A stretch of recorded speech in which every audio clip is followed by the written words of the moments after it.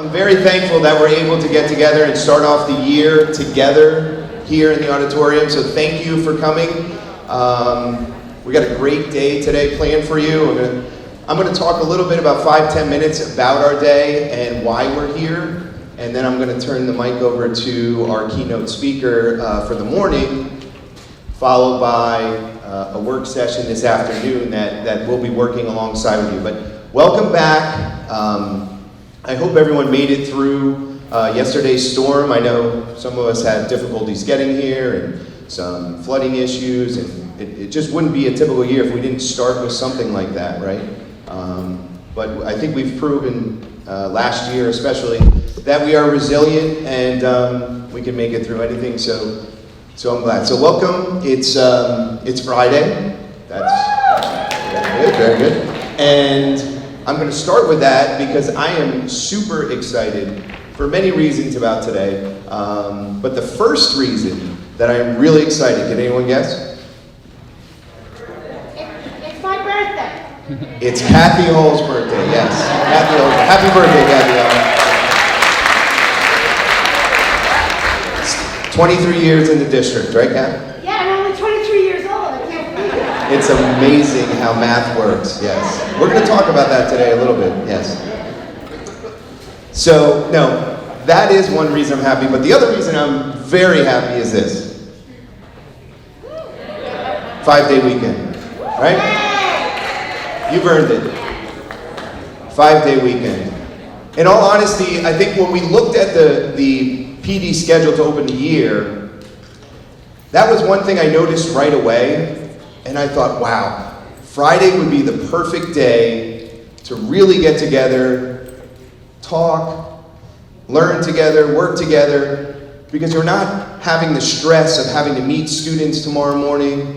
We don't have to worry about planning and lessons. You have 5 days to kind of digest the day. So I think I was really excited when I saw the calendar and saw that this Friday, was the beginning of a 5-day weekend. So that's one of the reasons that I'm really excited, that we can really take some time to pause today and learn and think and have some great conversations. So I'm really excited. So that's one of the reasons we're here. And I think another reason I'm going to talk about quickly is just how I got here and how we got here. Why are we all in the auditorium today? So myself, my name is Brian Young. I'm the director of curriculum for the district, but I started in the district 17 years ago. So this is my 17th year in the district. I know some of you are still here. If Lindsay Henry's in the audience, and Julie, there she is. If any of you remember the infamous Coach Hall, a lot of times in some circles we like to consider ourselves the greatest draft class that Morris School District ever had. So 17 years. All joking aside, I do live in Pennsylvania, and I do commute in my little Honda Civic every day, and I do put tons of miles on my car for 17 years, right? But there's a reason that I do that, and it's pretty evident, because in this district, we're able to do things like we're going to talk about today. We're able to push forward in our instruction, and we're able to strive to be great.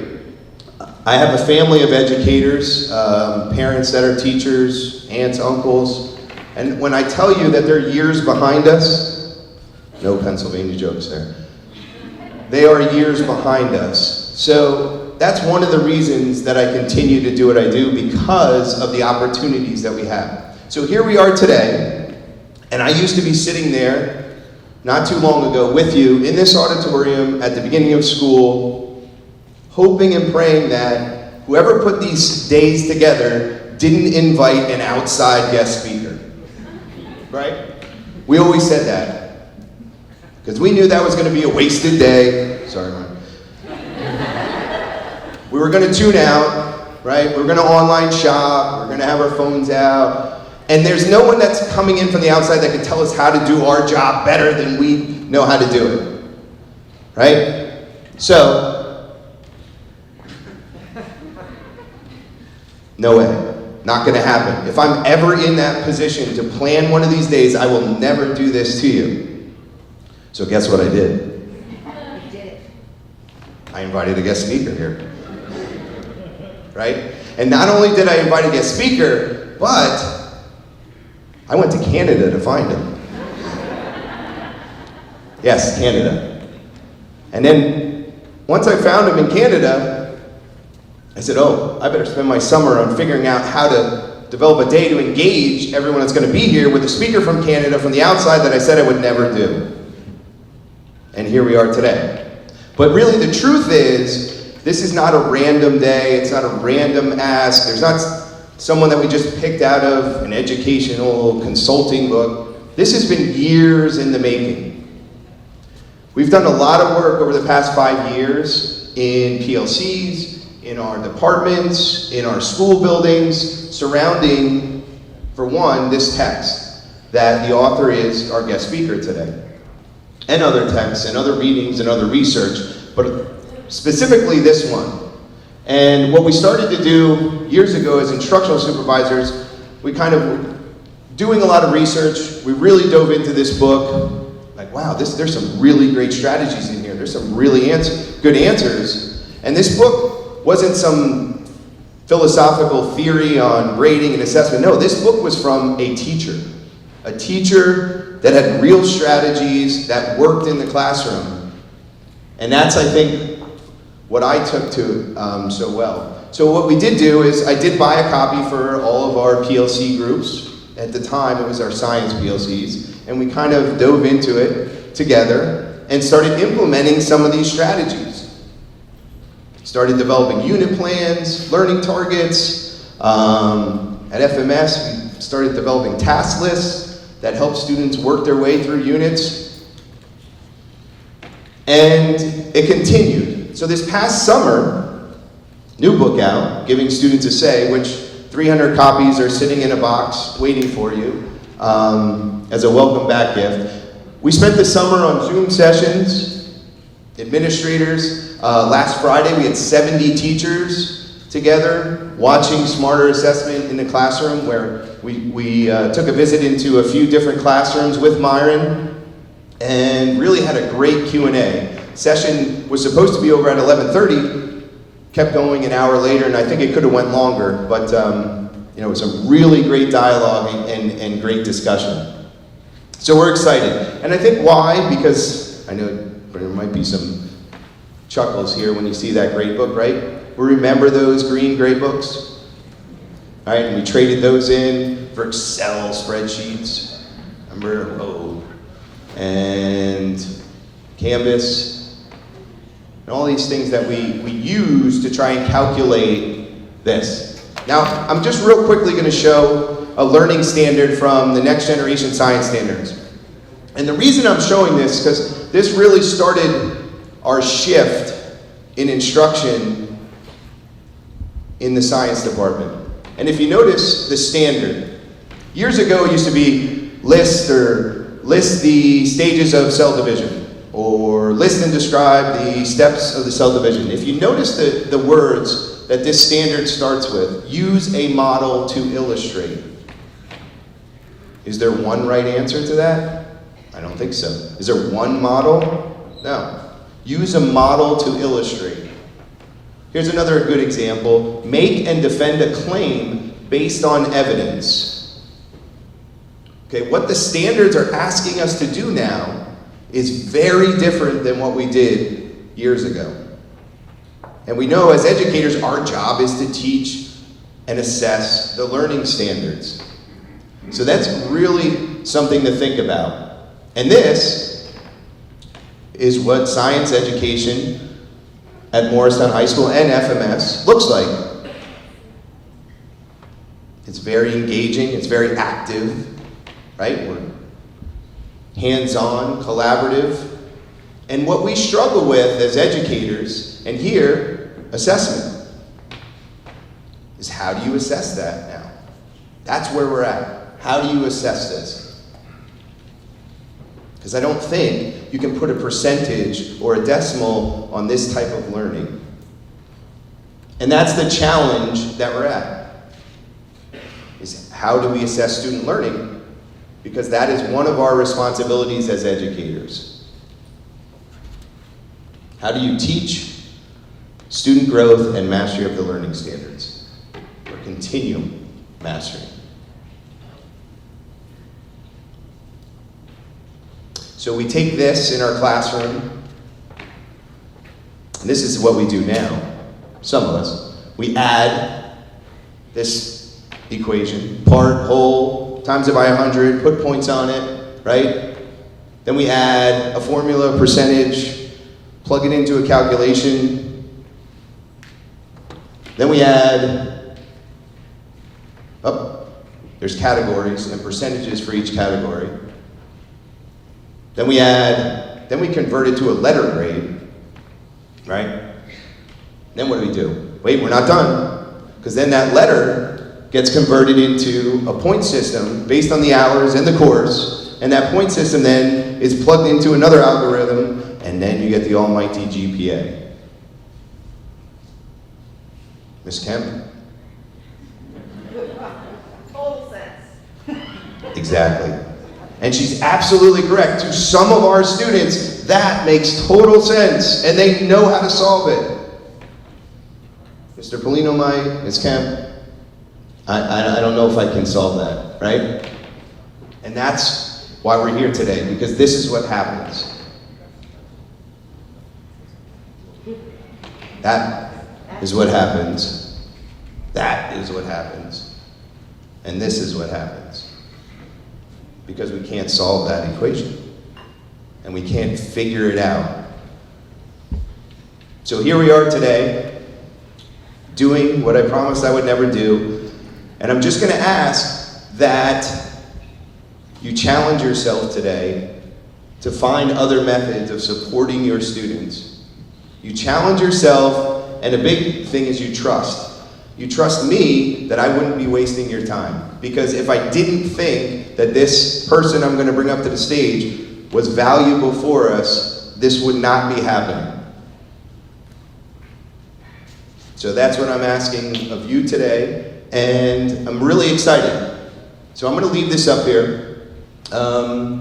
As Myron comes up to the stage, he's going to get ready, and we're going to give him our attention for the next hour or so, and then we're going to open it up to Q&A. So what I would recommend is, while you're in your seats and you put your phones away, decompress, computers, and maybe just jot down questions as they pop up, because I know you're going to have questions, and we're going to follow up the keynote with an open Q&A session right here together, because I think there's a lot we can learn from the questions that are asked.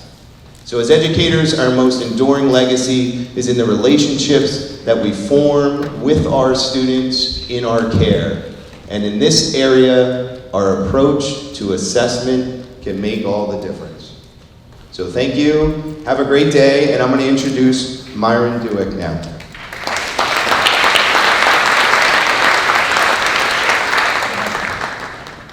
Well, good morning.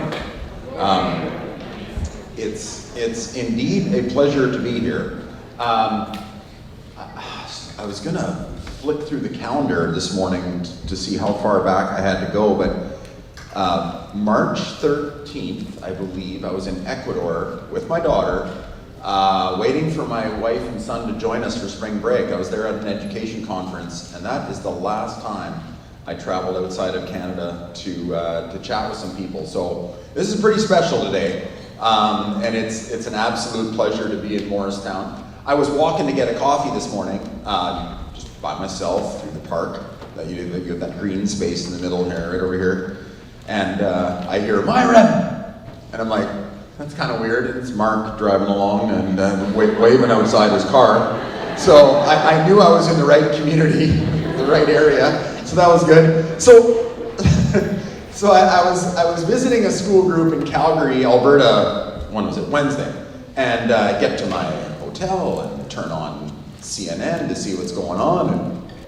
And I took a picture of the TV and sent it to my wife, going, I don't know about this. And then they showed the baggage claim at Newark floating. And it's remarkable, I guess you could say, that I'm here at all. And obviously, I don't mean to make any joke or light of what you guys just went through, and certainly not considering the lives lost. So, but also the resiliency. Like you land here, and the water is more or less cleaned up in most places, and it's amazing. It's amazing to see it. So, oh nice. So I'm coming from Summerland, British Columbia, right there. And if you want to visit a place in Canada that's half decent to visit, it's not always snowing. The Okanagan Valley isn't the worst spot to pick. This is not the view from our house, I can assure you of that. This is expensive land. And this might even be doctored a little, I don't know, it just looks too good. Vineyards and a lake, but anyway, the Okanagan Valley of British Columbia, you're more than welcome to come down. Before the COVID pandemic hit, my business card looked something like that. I've been a classroom teacher for 22 years and shifted to some administrative work in the district. This was a fantastic job because I could visit different classrooms and work with different teachers. Many of them I've known for a long, long time. But with COVID coming along, that got struck off the list because I couldn't visit school to school. And so on August 13th of last year, the phone rings and my superintendent says, "Hey Myron, do you want to be vice principal of Summerland Secondary School?" And I debated it for a couple days because I thought this whole pandemic thing and how schools deal with it isn't going to be my problem.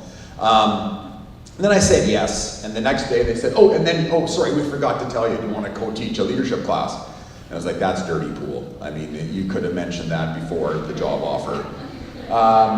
And do I want to co-teach a leadership class in pandemic? No, let's plan events that nobody can do. And so, but I did it. And if you come through Summerland, please feel free to tap on my window and say hello. Being in a school again this last year was amazing. Teaching again was amazing. Is this what you do to Canadians? And first the clicker, now this. Someone's having a good time. Anyway, it's been amazing. Once in a while I'm able to bring our Labradoodle into school. Okay, that's Ryder. Pardon the product placement, but I was looking for a picture of Ryder in the school. But Ryder played a significant role during the pandemic. Took a bit of training, but this is what we were able to pull off. I don't think he's excited about it. I really don't. But we trained long enough for him to put this thing on, and there's got to be a couple of hundred kids that have a selfie with Ryder. And there was a student in our school who was kind of refusing to wear that mask, and we were fighting it a lot, and you saw Ryder wearing it, it was fine. If the dog's wearing it, I'll wear it. So it worked out. So Canada sometimes is really cold. This is the rink we put up in our property. So if you're ever coming through Canada when it's winter time, bring your skates. Something we do. I'm a little bitter at the Americans overall. The Montreal Canadiens, my son's room, did make it to the finals, but we lose to Tampa. It's a struggle. But I want to give you some evidence that I'm onto you guys. I believe you're invading Canada. Now you're doing it very, very secretly, and it's called cornhole. So this is my daughter and I working on this during the pandemic, and hey, not bad, Montreal Canadiens cornhole boards. So we bumped into that in our travels. A little bit more about me. Normally I'm coaching my son's volleyball team. We're hoping we have a season this year. It's been an incredible experience. I've been with these boys since grade 7. My daughter's a dancer. She doesn't let me anywhere near the coaching of dance, and I don't want to, but I take the odd photo. So, fine. The chat today is all surrounding what if. And I want to make sure people know I work half-time in the school district. I'm going to teach again this fall. And what I'm going to talk about today is what if you tried something. And all I'm really going to talk about is some things that I've tried and a few of my colleagues have tried. If you ever get the impression that like he's telling me what to do, I have somehow failed, because that's not my intention today. I'm still on this journey, and there are still quite a few things about assessment, grading, and reporting that I'm working on and I haven't figured out. But that's just it. I'm going to work on it. So what if? Well, we're going to start this today with what if we played a little game with our holiday card to friends and family. Here's an idea you might want to try. What if? What if you sent a happy holidays card out to people, just so you include a family picture? Here's something you should try. And then you include another family picture, and the game is called Can You Spot the Differences? All right? So this is what we did. And I thought it was funny because there are none. And it's the same photo. And it was a joke, you know? And not everybody took it that way. Not at all. Especially not Shona Becker, who you met in the video the other day. She's one of the teachers at our school. She's, oh, Jacob found one. He found one. It took him half an hour, but he found the difference. You guys are clever. So there are no differences, Shona. Oh, there are. There aren't. She didn't speak to me for 2 weeks. So what else? What if? Oh yeah, jeepers. What if my daughter decided to start a snow cone business this summer? Okay, I just have to get this off my chest. Sloan comes up to me. Hey, Dad, my friends and I want to sell a few snow cones down at the beach. Would you make a cart? We thought we would use a table, but we'd like a cart. Sure, Sloan. I got a used old piece of plywood. Let's cut it up. And who's the shop's teacher here? All right. Hello, up there. Good. Look, I want you to notice safety glasses. Probably should have been wearing gloves. I get that. Table saws are dangerous. But we start making this snow cone cart, and I have a little welding shop on my property, so Sloan was making some of the metal things, and that's when this nightmare started. Sloan slips me a piece of paper and says, Dad, there's a few rules about this cart, though. And Interior Health in British Columbia says the vendor must have pressurized warm water. Like, what do you mean pressurized warm water? Well, that's one of the rules. Fine. Hotdogcart.com. And you find a forced pressurized water system. Okay, so we get that thing installed and we start working on it, and rule number 162, vendor must have one-use hand towels. Fine, put the hand towel thing on. I know it was getting out of hand when I made that slide out so you could get a hand towel. Oh my goodness. Must have a non-porous surface. Waste pail must be attached to the cart. You can have a sink. It should be a double sink, but you can have a single sink if you don't wash any utensils. Vendor must have an umbrella over the portion of the table. Must have an approved sanitized spray.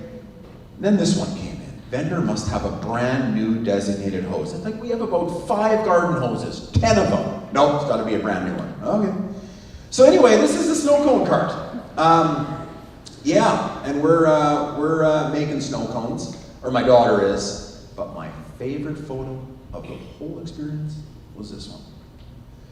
This is my daughter there in the striped shirt and her friend Nadia, and they are getting an inspection from the Interior Health Officer, and she just riddles them with questions. I realize the pail isn't attached to the cart, by the way, so I was nervous about that. But my daughter said, I've never been more scared or nervous for any kind of test in my whole life. And she also said to me, Dad, when I've been booking meetings with the town and the fire department and Interior Health and all these, I've learned so much. I think I've learned more than I ever have in my entire life.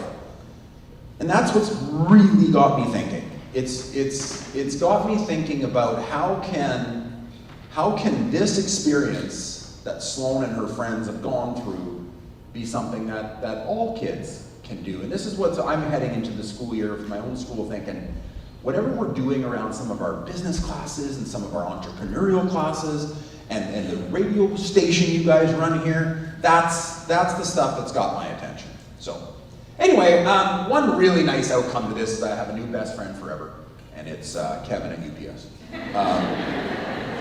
Yeah, we get a lot of snow cone stuff dropped off at our place. So anyway, that's my friend. So this summer is forever going to be known as the snow cone summer, and it's dripping with competencies for my daughter, and that's what I'm going into the school year thinking about. When we're not selling snow cones, we sometimes go on the lake near our place. There's our boat, and the reason we bought this boat is we wanted to try this thing called wake surfing. Is anybody wake surfing? Yeah, a few hands up there. Yeah, it's kind of fun. Now here's the whole idea, okay? So you get up like you normally would water skiing or something, and then you're holding on to the rope, and your front foot is your accelerator, and your back foot operates as the brake, and you kind of find a spot on that wave like surfers would do in California or Hawaii or Australia. And then once you kind of get your front foot figured out and your back foot figured out, next thing you know, the rope goes slack. And when the rope goes slack, you realize maybe you don't need it anymore.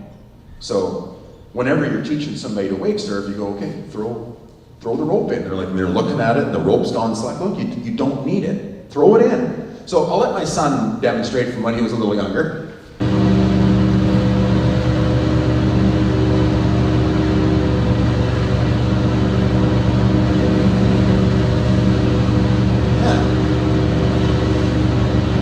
So that's how it works.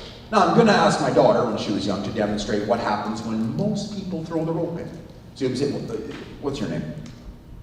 Paul? Okay, so let's say Paul is this close to our boat. Okay, Paul, throw the rope in. Have you wake surfed, Paul? I've tried it once. Okay, good. I'd try it again. So throw the rope in. Hang on, what happened when you tried it? I fell flat on my face first time. Okay, with the rope or without the rope? I actually held on to the rope and I kind of got dragged quickly. Oh, you want to let go of that. Yeah. I've done the same thing. So what happens when most people throw the rope in? They're going along, everything's fine. They throw the rope, throw the rope. So they throw the rope in, and this is what happens.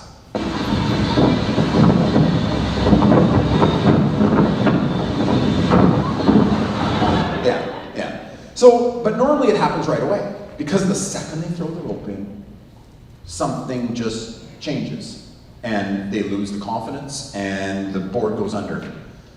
So this is to me something I talk about today, is getting rid of that rope. And once you get rid of the rope, there's some interesting things you can do. This is one of the most momentous days in my son's life. I think after about 10 tries, here we go.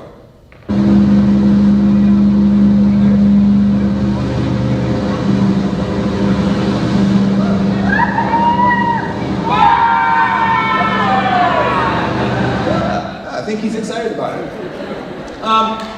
Yeah, exactly. So, today's called What If, and I'm going to talk a little bit about letting go of that rope today. And I'm going to come back to this theme from time to time. So, before we go a whole lot further, I'm going to share some templates along the way, and when we break out to like a question and answer, I'm probably going to throw other ones up on the board that I don't even know we're going to get to. It'll depend on the question. So, if you want to, you can go to MyronDueck.com, and if you're skeptical like me, you go, I'm not visiting that site. I'm not going there, because he's going to try selling me stuff. He's going to try selling me Myron Dueck pen set, Myron Dueck collector mug, Myron Dueck plate set. No, none of those things are going to happen, because I don't know how.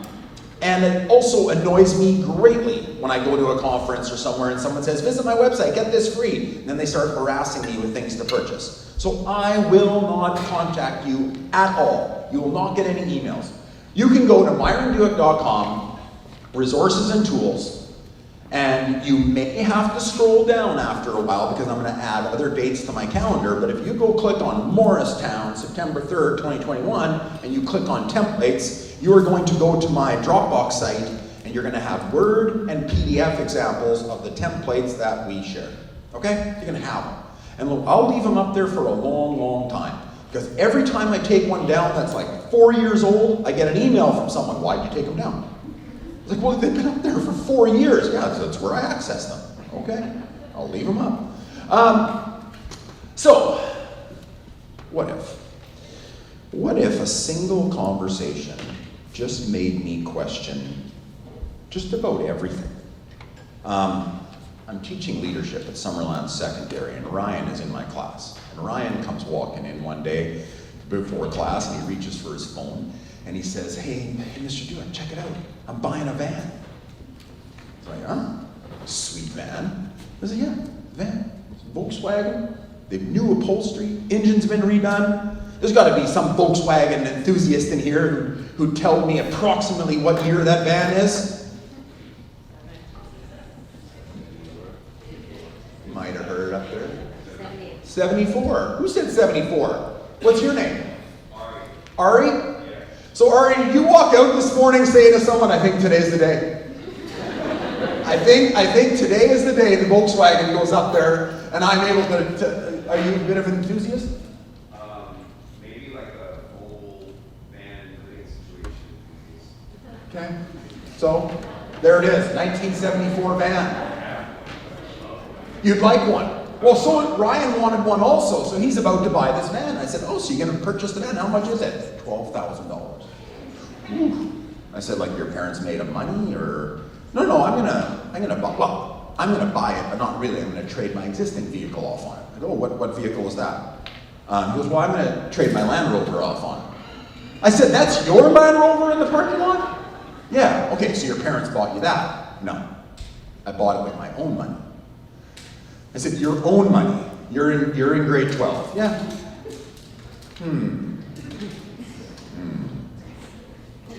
I already showed you a picture of Summerland. We grow things. A lot of grapes get grown in Summerland. Yeah, you know where I'm going with this. So when Ryan's talking about his own money, I'm left with questions. And maybe Ryan's a florist, right? I mean, he sells kids flowers who want flowers, or strawberries. And so if Ryan's into growing things maybe, and buying Land Rovers, good, fine, have at her. He goes, no, Mr. Dueck, I know what you're thinking. Go fire up your computer if it's working. And he says, go to Child Dolphin.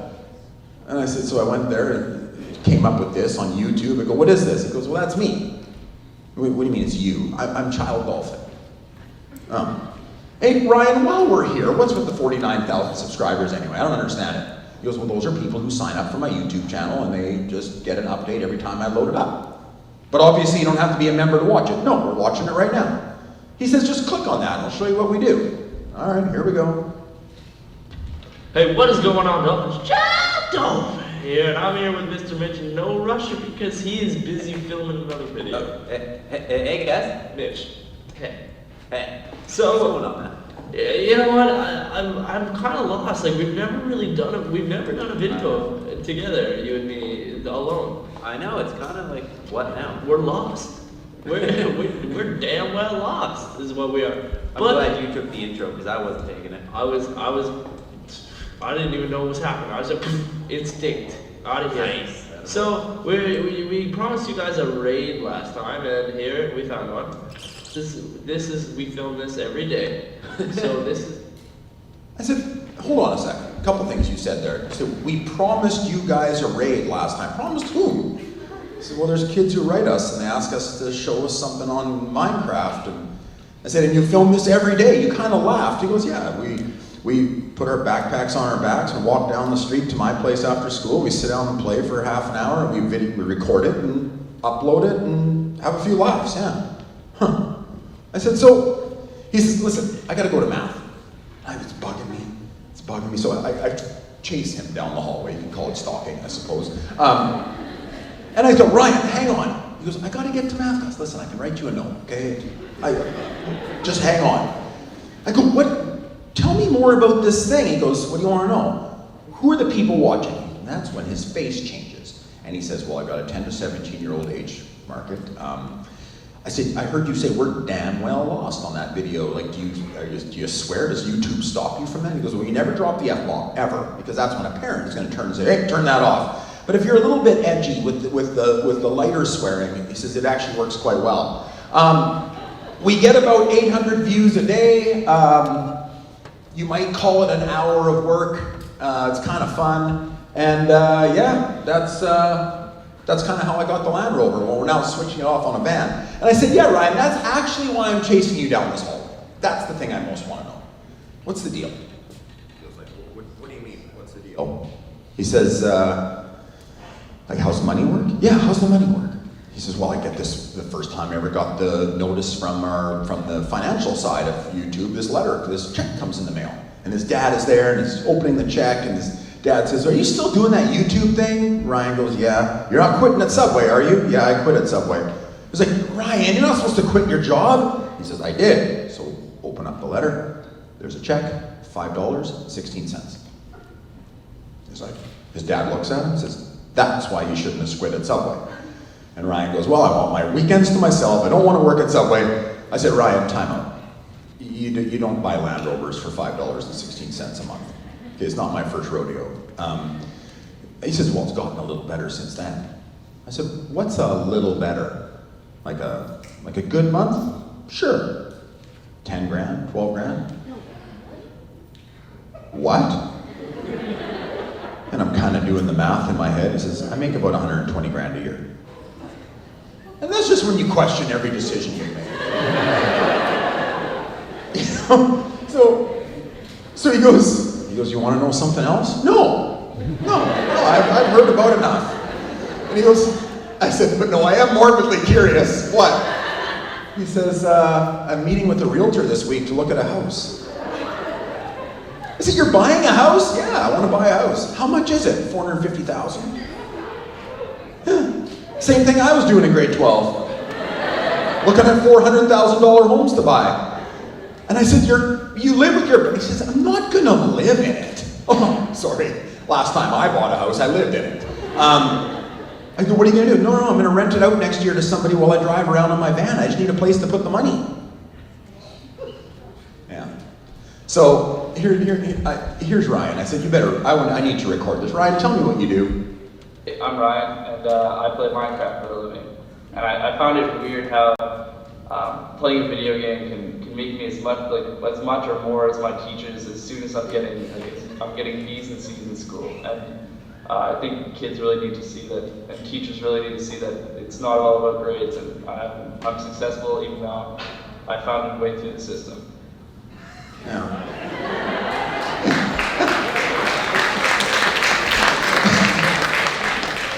Plugging his way through the system, that Ryan. So speaking of stalking, I kind of kept up on it, right? I would visit his site from time to time, and I actually subscribed. And that way I could find out when it's jumping up to 136,000. So who shows up a year after graduating, comes into our school and said, "Ryan, I want to ask you questions in exactly the same hallway as last time." So we went back to the same hallway. First question was, "Ryan, I've been following your site." He goes, "I know." All right. You made $120,000 with 49,000 subscribers. Now you have 136. Does that scale? "Oh yeah." I said, "So what do you think you're making now?"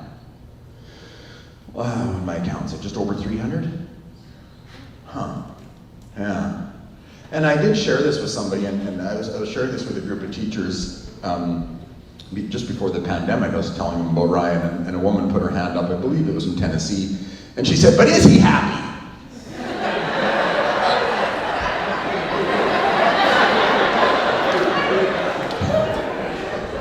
Miserable. And I said, listen, sister, I mean, I'm trying to get my head wrapped around this too, okay? Like, there's some serious cognitive dissonance going on for me. But this is what Ryan said on the first question I asked him. What's up? My name's Ryan, and I used to play Minecraft for a living, but I've been switching it up lately. Used to play Minecraft for a living. You make $300,000 a year playing a video game for an hour a day with your friends, and you decide to switch it up. I want you to turn to the person beside you for a second, and we're going to play 20 seconds of speculation. Why would Ryan switch up what he's doing? I would like some theories from the floor, if you don't mind. So take 20 seconds, go.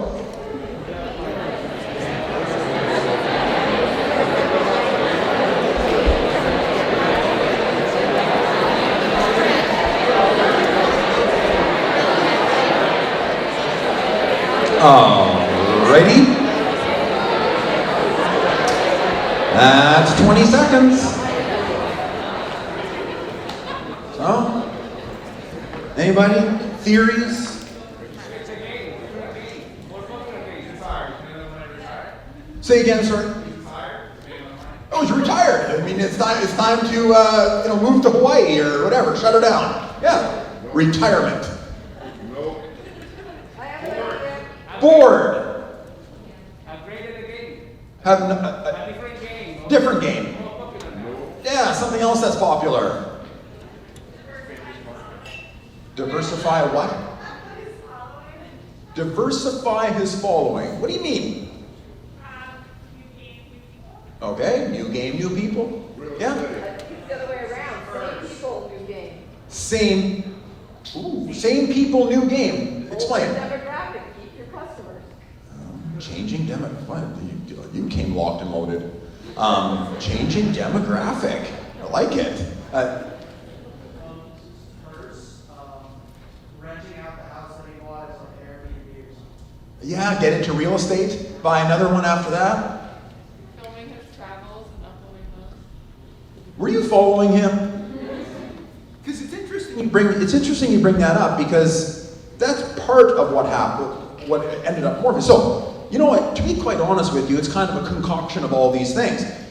I said, Ryan, why would you be switching it up? And speaking of changing demographic, he said, well, I connect with 10 to 17-year-olds, right? He says, but I'm getting older. So I could continue to connect with 10 to 17-year-olds online, but after a while that gets dicey. In fact, it's called prison. So that's not gonna work, right? So, exactly. He wants to keep up with his demographic. So what he does is he morphs. He changes. And he says, I'm gonna switch it to Ryan Blystone Live. And all of a sudden, Coca-Cola contacts him and says, if you want to go visit the pyramids, say, we will purchase your ticket to the pyramids, go to Egypt, just crack one can of Coke while you are talking to your followers, and we're good. Those are the kinds of phone calls he gets. I said, did you go? No, I'm not going. I'm not opening up a can of Coke because they want to pay me for that. I might. But what he does is this. So and I'm sure many of you were wondering it. Can you or can you not eat 7 saltine crackers in a minute? So they play this game at the dormitory of where his buddies are going to college. They say, can you eat seven saltine crackers? And 117,885 people subscribe to see these kinds of things. And then Ryan says, what? Hey, want to see this? This is what happens when an old lady drives into the side of my van. And he films that. And then this is how you fill out a insurance claim. This is what it looks like to go to the auto body shop. And there you go. And I said, Ryan, wow. Then I bump into him. My wife and I are going for dinner, nice restaurant. We walk up to the front counter, and who's showing people to their tables? Ryan, what are you doing? I'm working in a restaurant. Huh, what about the whole thingy? No, I'm done. I'm done with all of it. And it's not that far from the idea of retirement. He said, you know what I want to do? I want to work face to face with people. I don't want to be in the basement working on YouTube all the time. So I've quit. And I'm going to go to university. I'm going to get my arts degree. Might even consider teaching.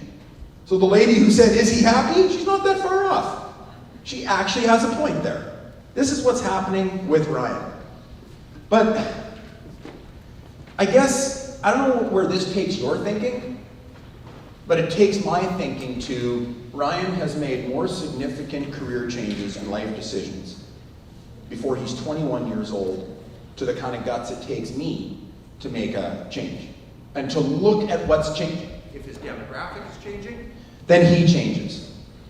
And if his interests are changing, he changes again. So, I've had a few significant changes that have occurred for me in the classroom. And that's, of course, what I want to dive into some of that today. So here's one. What if my administrator convinced me to attend a conference? Here's what happened. I'm minding my own business back in 2006. I'm up in my classroom at Princess Margaret Secondary. I teach Social Studies 9, Social Studies 11, and History 12. grade 9s, 11s, and 12s. My principal shows up, Bill Bidlake. He walks into my classroom and he says, "Hey, Myron, you want to go to a grading conference?" No. No, I'm certain of that. He goes, "No, I think it would be really fun." I don't think it would be. I think it would sound something like that, you know? And he goes, "No, we're gonna take a group of people and we're gonna go to this grading conference." "Oh, good, you're taking a group of people. Go ask Stott down the hallway. I know he's looking for a continuing contract. He says yes to everything. And just take him." I mean, really, he did. If an administrator walked up and said, "You know, we're thinking about chewing on gravel these days. Give me a handful." And so I said, no.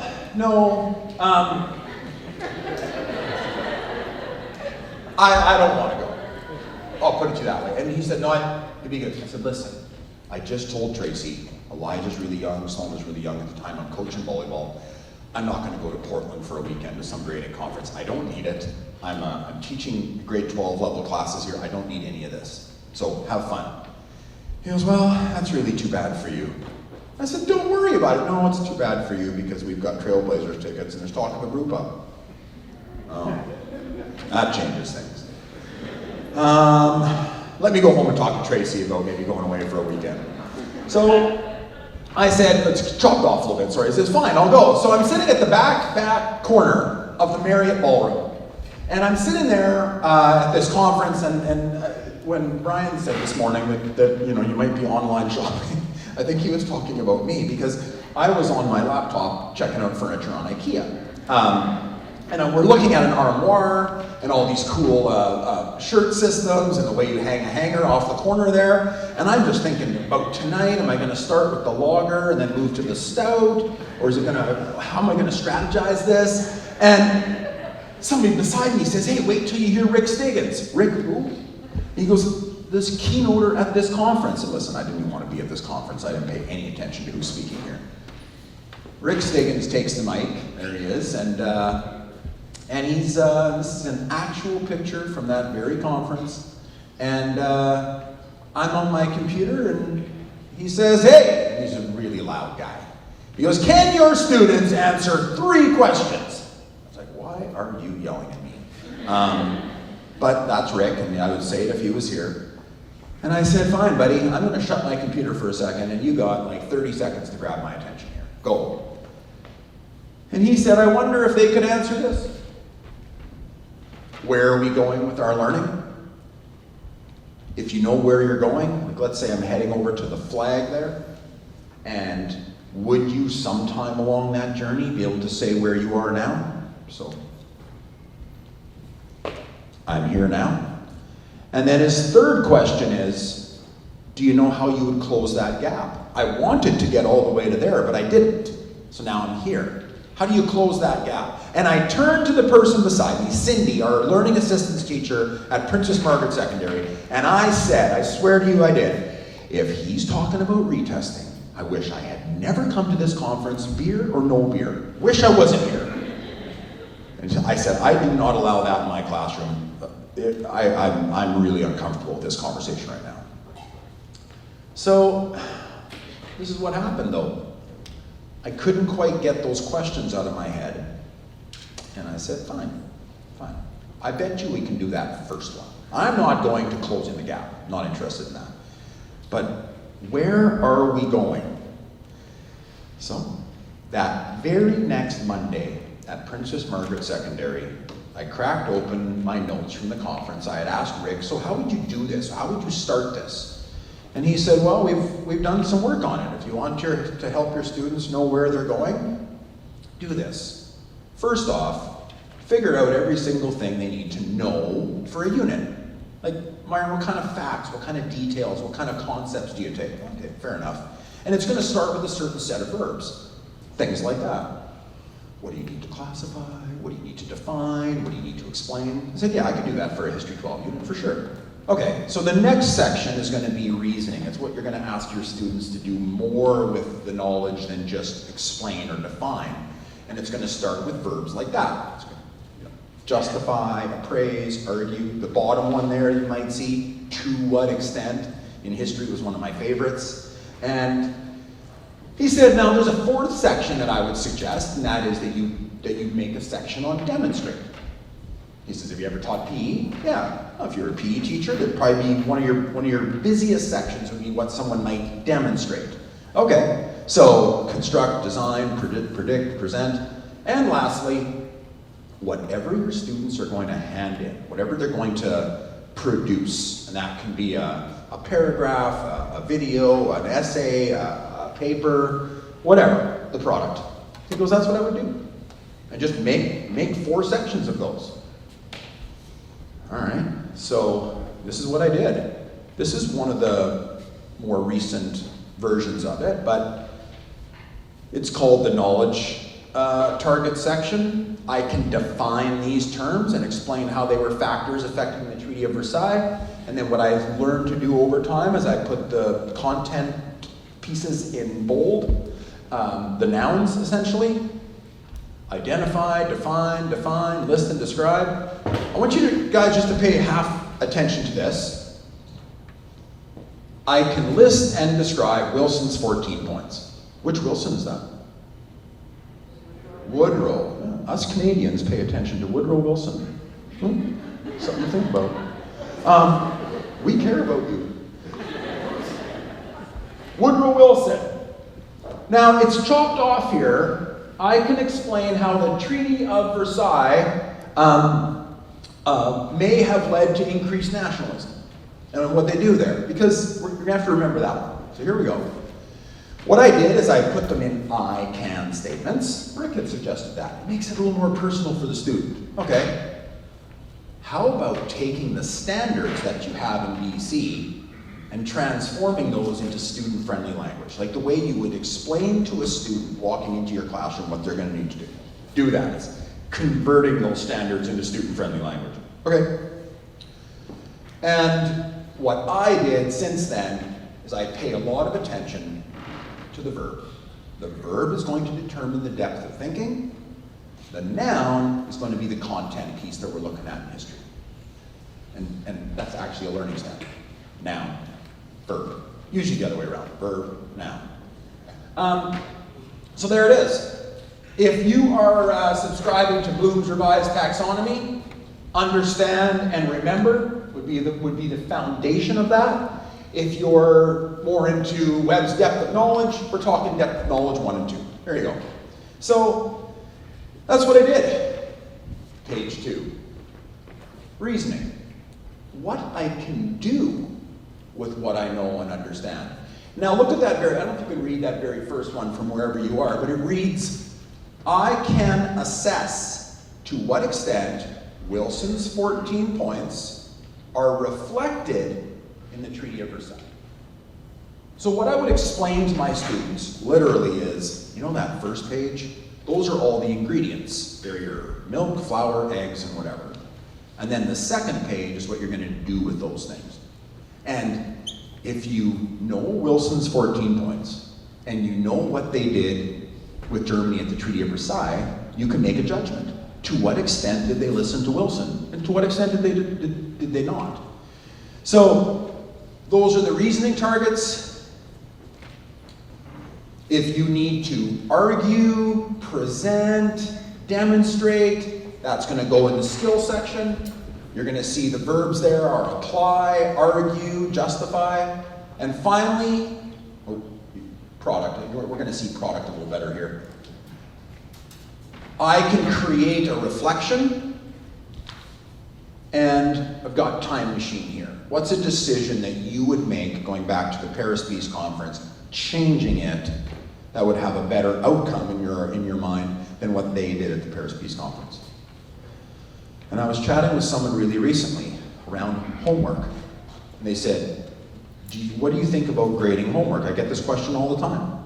I said, I got no problems grading homework if it's homework that I believe is individual to the person. I don't have a lot of interest in grading homework when all the homework is identical from person to person and I don't know who did it. Okay?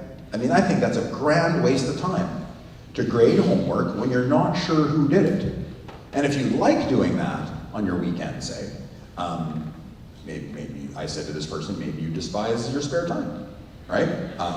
And if you do, keep grading homework when you don't know who did it. But I'm getting really tired of that.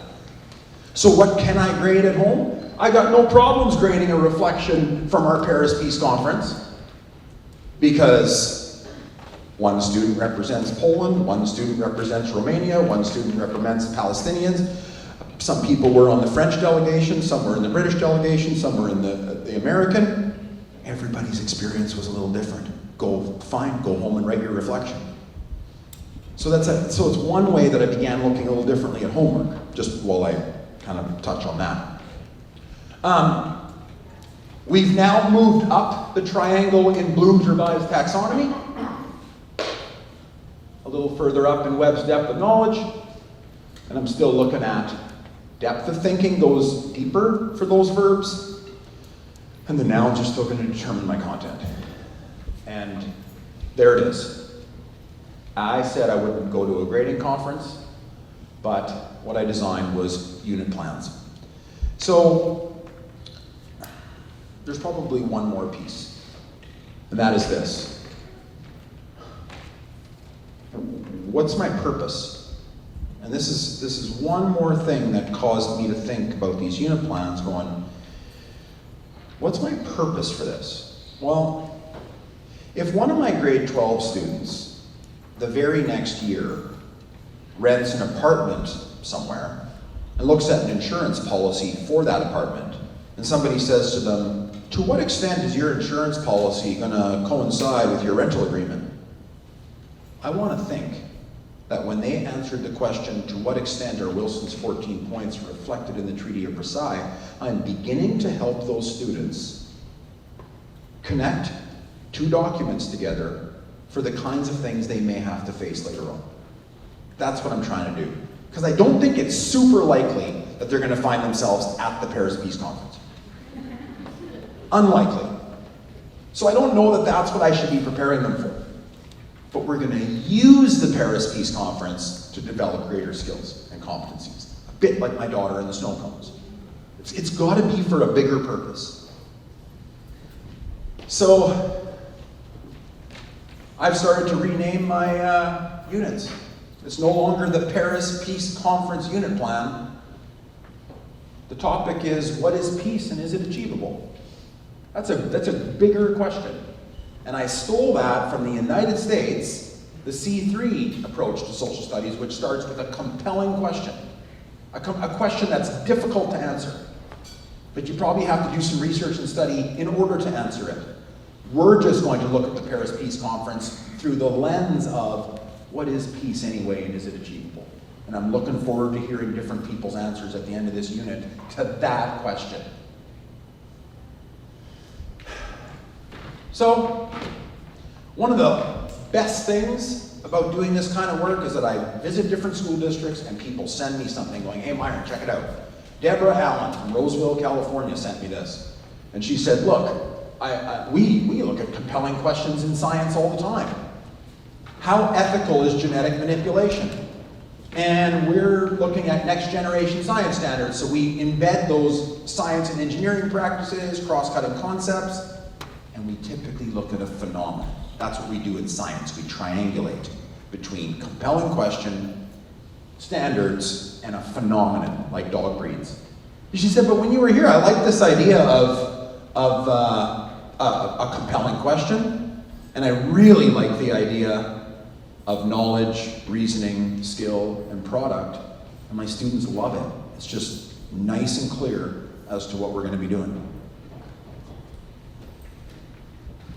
So, back to the website. You do not have to buy a book, you do not need one. What I did this time around with this book is this. If you go to books and videos, you click on that, and you go down to giving students a say, you click anywhere on that icon, you'll get to the book page. And once you're at the book page, you scroll down, and you look for something called templates and resources. I tried to make it pretty clear. If you click on templates and resources, you can go to any chapter. Now, Brian, I understand you're bringing the book in for folks, and it just didn't arrive because of the weather. Okay. When you get the book, if you find something in that book where you go, you know, generally speaking, I kind of found that Canadian guy irritating, but this thing, this thing, this thing, this thing. If you have found something in there that you go, I like this, there's a lot of templates we couldn't fit into the book, and I really wanted to share them with people. So ASCD said, just direct people to your website and put them there. So if you go to student-centered learning targets, I ran a leadership class and I put the unit plan in there. The Paris Peace Conference unit plan. You have a friend in elementary school who says, oh, I kind of like that. What are we going to learn? What am I going to do with my learning? And how am I going to show it? So there's a lot of examples, including some that maybe how I would fill them in if I was teaching in grade 3 Common Core State Standards. So you name it, they're there. Here's a question I want you guys to just take a minute or two and explore this. So if you were a student in your own class, how clear would it be as to what you're going to learn or what you're going to do? And if you were a student in your class, would you appreciate what you have in front of you? Or is there maybe some room to maybe build something like this? Because if anybody ever asks me, Myron, what's the best thing you've done in the last 12 years around assessment and grading? It's this: clear targets. I know we can debate grading, we can debate all kinds of things, but clear targets, a nice roadmap, pretty hard to argue that. So just take a minute or two. As well, if you have a question, I know we're going to break for some questions and answers at the very end. I would gladly take a question now on these things if you're wondering something or considering something. So, what's the time? 9:20. Okay. So I see some people were just, feel free to stretch your legs a little bit. I don't want to lose everybody. We have a couple more things I want to cover, but if you have to go use washroom or something, by all means, no one's going to stop you. Let's take a 5-minute chat, shall we? And that includes a stretch if you want it, and just, are we clear enough on targets in Morristown? Here's the question. So, we have a microphone in the house. I also have a half-decent chance of hearing you, even if you're comfortable, just, I don't know if you're able to lower your mask slightly with a question or stand far enough from people, or we have a microphone. But I thought I would take at least a moment if anybody's got like a question, a comment. So you may start with, so how did you do this, or did you find this? Anybody about this one? Yes? How have you seen this type of plan adapted for a mathematics class? A mathematics class. I have one on my website. They can look quite similar, where you have, us non-math people always go to fractions, right? What's a denominator? What's the numerator? How would you, so when you start filling in those pieces, the deeper learning piece at the end could be find 5 examples in our hallway of fractions, take a photo of them, and come back and explain how this is a fraction and how you mathematically represent that. I don't know, what level math do you teach? Geometry and algebra 2. Okay, so if you go on the website, I believe I have a unit plan there. Now it is, I think it's Carl Kohler's unit plan from Humble, Texas. I think it's grade 6 level. But I'm also going to show you what Rachel Stubbert's doing in her math class, which might be helpful. She's got a little different spin on it. Okay? Anybody else? Yeah? Do you consider your guide essential question, like a general question you have at the top of your unit plan? Yep. Do you consider that a learning target, or are you building learning targets as that? It's a great question. The question is, so concerning that compelling question at the very beginning, is peace achievable? Do I consider that to be my learning target? Not really. What I like about the C3 framework is that C3 has a compelling question. Then underneath that is supporting questions. Those supporting questions are things you can look up, you can teach. And they're kind of the ingredients to have a look and see, would I be able to research those things in order to answer that? So I want my students to be able to research, you know, if I'm in that class and I'm faced with, is peace achievable? I'm gonna be very, very tempted to go look at the Palestinian-Israeli conflict since the Paris Peace Conference in the Middle East and go, I don't know. We've got this element of nationalism, you have this element of major forces getting involved. But what I'm gonna do, what's your name, sorry? Craig?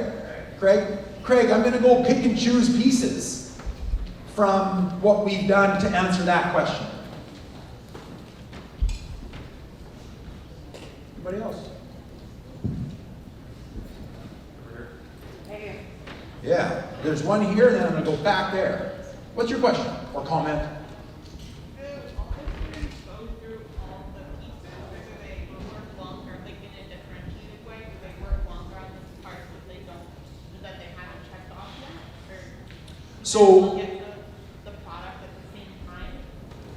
So there's a question here about differentiation, and would everybody be, and tell me if I get the question right, just to rephrase it, would people be moving at the same speed or same pace? There is a ton of flexibility in how you're going to cover the things that are on that unit plan. You may decide to spend quite a lot, or I may spend quite a lot of time on a certain element.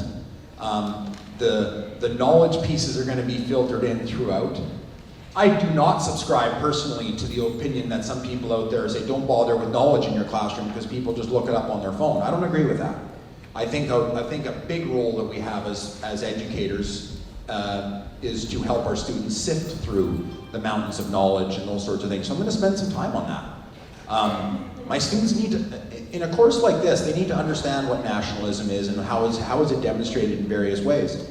We might spend a fair bit of time on that, but less time on something else. The other thing I really like about the unit plans is that once students have those in front of them, even after we may cover something like that in class, they have a good document which they can go back to and say, I'm going to spend more time on this. So I think there's lots of flexibility there. Does that answer your question? Okay. Anybody else? Back there was a hand. Yeah.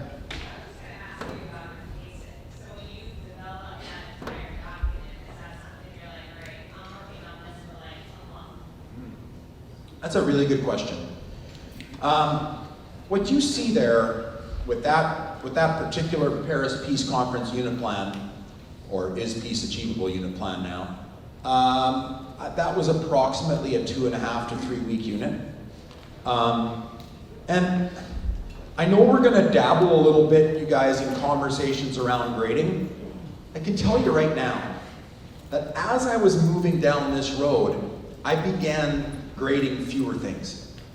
So we're going to have a unit test on that. We're going to have kind of a comprehensive, and I'm going to show you those next, okay? There might be that reflection piece from the Paris Peace Conference.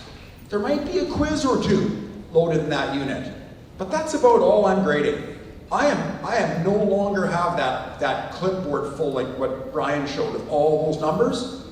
A really nice transition here for me was grading way less homework, grading fewer things, and grading what I saw that students actually worked on in my classroom where I knew that it was authentic to the person.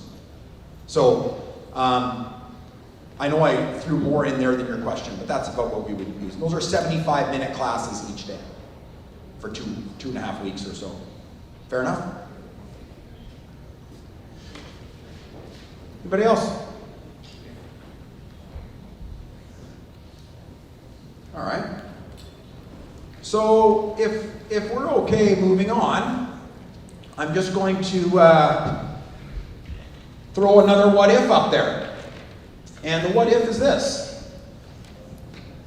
What if Stiggins' 3 simple questions inspired me to redesign my test system? Because I'm just going to tell you, we built these unit plans, and I thought that was it, okay? And I did at one point ask my students, do you think I should keep going with these things? Like, do you think and they're like, hands go up. Oh yeah, these are awesome. Why? Well, one girl says, I'm on the volleyball team, look after a horse on our farm, and this is just, this guide is just gold to know what I need to study and what I need to revisit. And don't kick yourself. There's still 2 or 3 of them laying on the ground when people leave my class. Okay? Not everybody's using them. Clearly, there's still 3 of them here. So I don't know if kids do that in Morristown, New Jersey, but they do in British Columbia. So do I think everybody's over the moon on them? No. But I don't know the last time I built something that everybody loved. So, but there are students who, like, if I would stop doing them, here's a warning. If you start, they may not let you stop. Because they're that valuable for students, particularly students at risk and students who have English as a second language. It's very, very valuable, these kinds of documents. Okay, so I built them, and I thought, that's it, right? But for the first time in my entire teaching career, I've got clear targets for my students. And then I thought, well, could I link my tests to these a little better? And maybe, just maybe, allow some kids to revisit it, because there's a fair bit of research around the fact that we learn in an ongoing way. We don't learn in just chunks of time. So, there's those 3 questions. And now, even after building these things, I'm intrigued by some of the research. Research as far back as 1939 suggests that once a baseline level of achievement is determined, practice testing benefits both the top and bottom performers of that group. I have this article cited. The citation is chopped off at the bottom, so you can have a look at that in your handouts. This is included. An hour spent on practice testing has a greater benefit than an hour spent restudying and studying that same material. So the evidence is really, really clear. We remember and certainly retain understanding over a much, much longer period of time if we spend more time acquiring that understanding. So the shorter the time you spend acquiring something, the shorter the amount of time you're going to remember it. The longer this one is, the longer this one is. A fascinating study done by Cepeda and Associates through MIT, University of California, San Diego, and York. Very, very interesting study called Spatial Effects in Learning. Super interesting stuff. So, there I am, looking at these unit plans. Many students say, please keep doing them. So, I started wondering.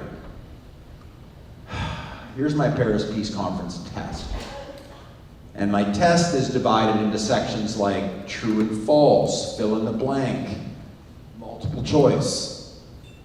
I realized that what I've been doing is what teachers had done through all my schooling experience. And that is, we mix the ideas up into those sections, and then we split the sections up not by the topic, but rather how the test questions are designed. And I began to think about that, going, I'm not so sure that's what I'm going to do anymore. Because it's kind of weird. I would spit out a percentage on something like this, and like, what does 72% represent anyway? Like, the whole Paris Peace Conference? Or am I able to tell where somebody would be strong, where they'd be weak, what things did they understand? And if I'm going to go into retesting, well, I don't want to grade the whole thing over again. I don't want to give someone the entire test when they just have one learning outcome that they're struggling on. Didn't make any sense. It's not going to be a good use of my time. All right, here we go. I changed my test cover to look like this. The first learning outcome is, I understand the geopolitical issues leading to and affecting the Paris Peace Conference. And underneath that learning outcome, I've got 3 sections on this test that are going to inform me and the student as to whether or not they understand that learning outcome.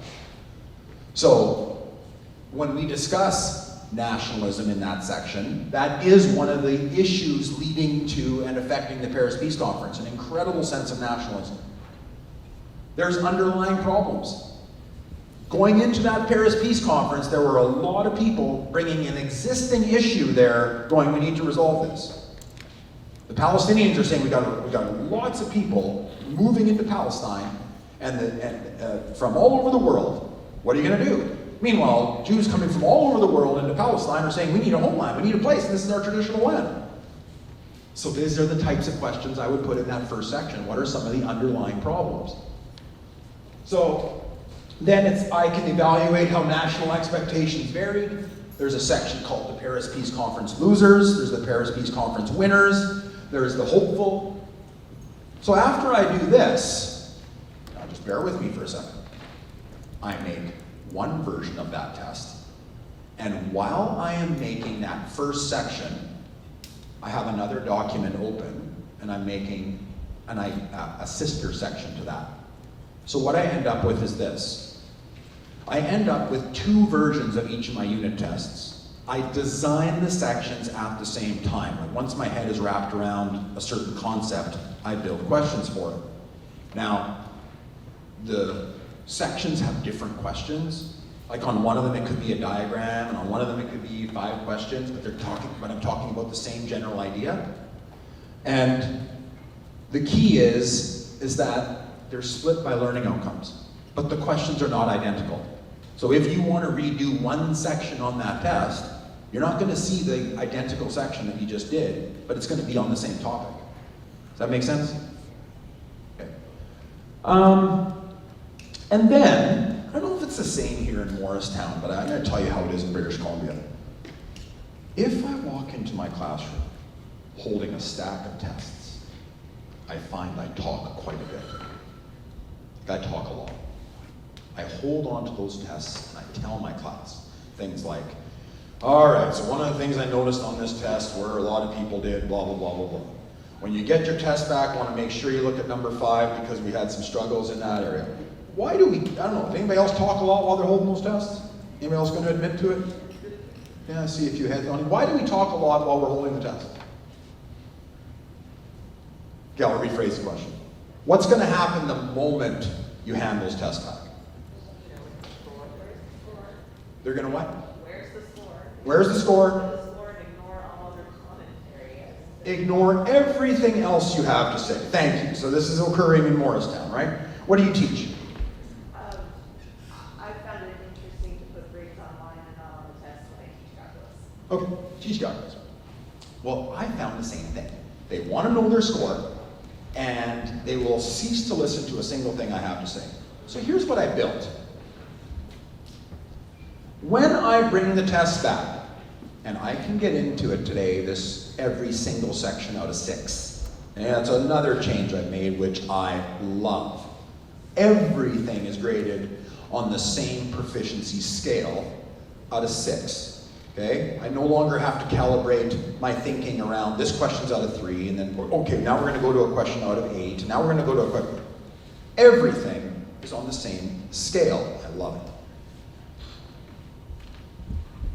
This is what I built, a tracking sheet. When the students get their tests back, they fill in, here's Kim, she's got a 5 out of 6 on the general isms. We're shifting, and I promise I'll show you this. We're shifting to kind of this idea of expert, 5, 6, apprentice, 3, 4, novice, 1, 2.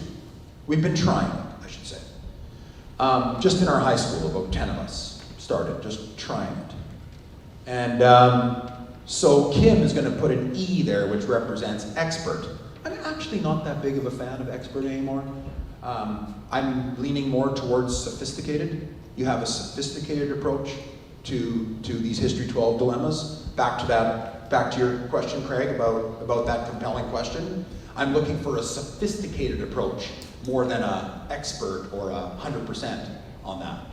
So Then she would check off, do I want to retest or don't I? And she fills in the rest of this tracking sheet.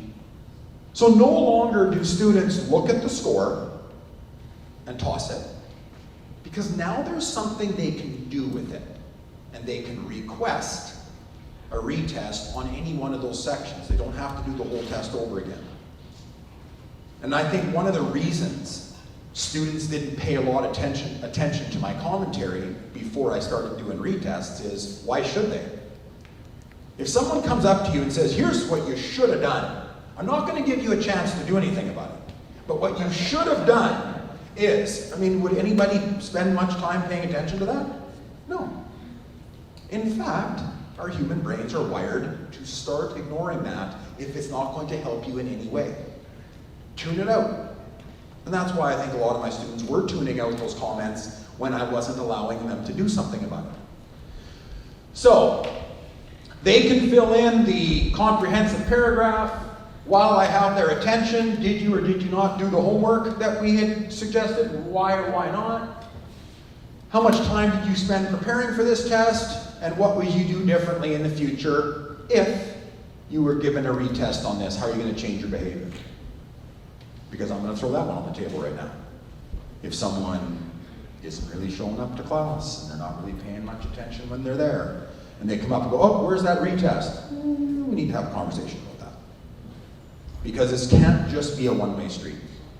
It's going to be a little give and take on that, because that's why I'm asking those questions. And I want the students to self-reflect on what their behaviors look like and what are they doing in this equation. I want to give them a retest, I really do. But I want to have a conversation about those other pieces. So, John Hattie has done a lot of research on this, and students are exceptionally good at predicting their own success. So I say, what do I predict I will end in this class? At the top, in the middle, at the bottom. Where do you think you'll be? And that's just a question I put on there based on the research I was reading about student prediction of their own success. They tend to be more accurate than us. So, last step, and I guess I can only say this so many times, I didn't know that one step would lead to the next one. But that's when I was looking at my grade book, and I see things like test out of 48 on October 5th. Test out of 48 on October 5th. That's an event, not a learning outcome. But now that I've split my test into 3 different sections, why wouldn't I track the learning by those same topics? So, I have column 1, 2, and 3 in my grade book, which are those topics.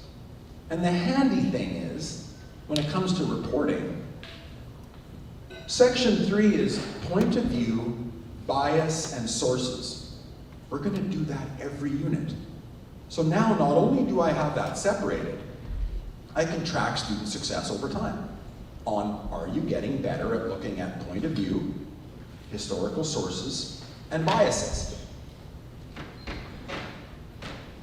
These comprehensive paragraph questions, they're going to help me determine where students are at in one or more of those sections, and boom, the result is a standards-based gradebook.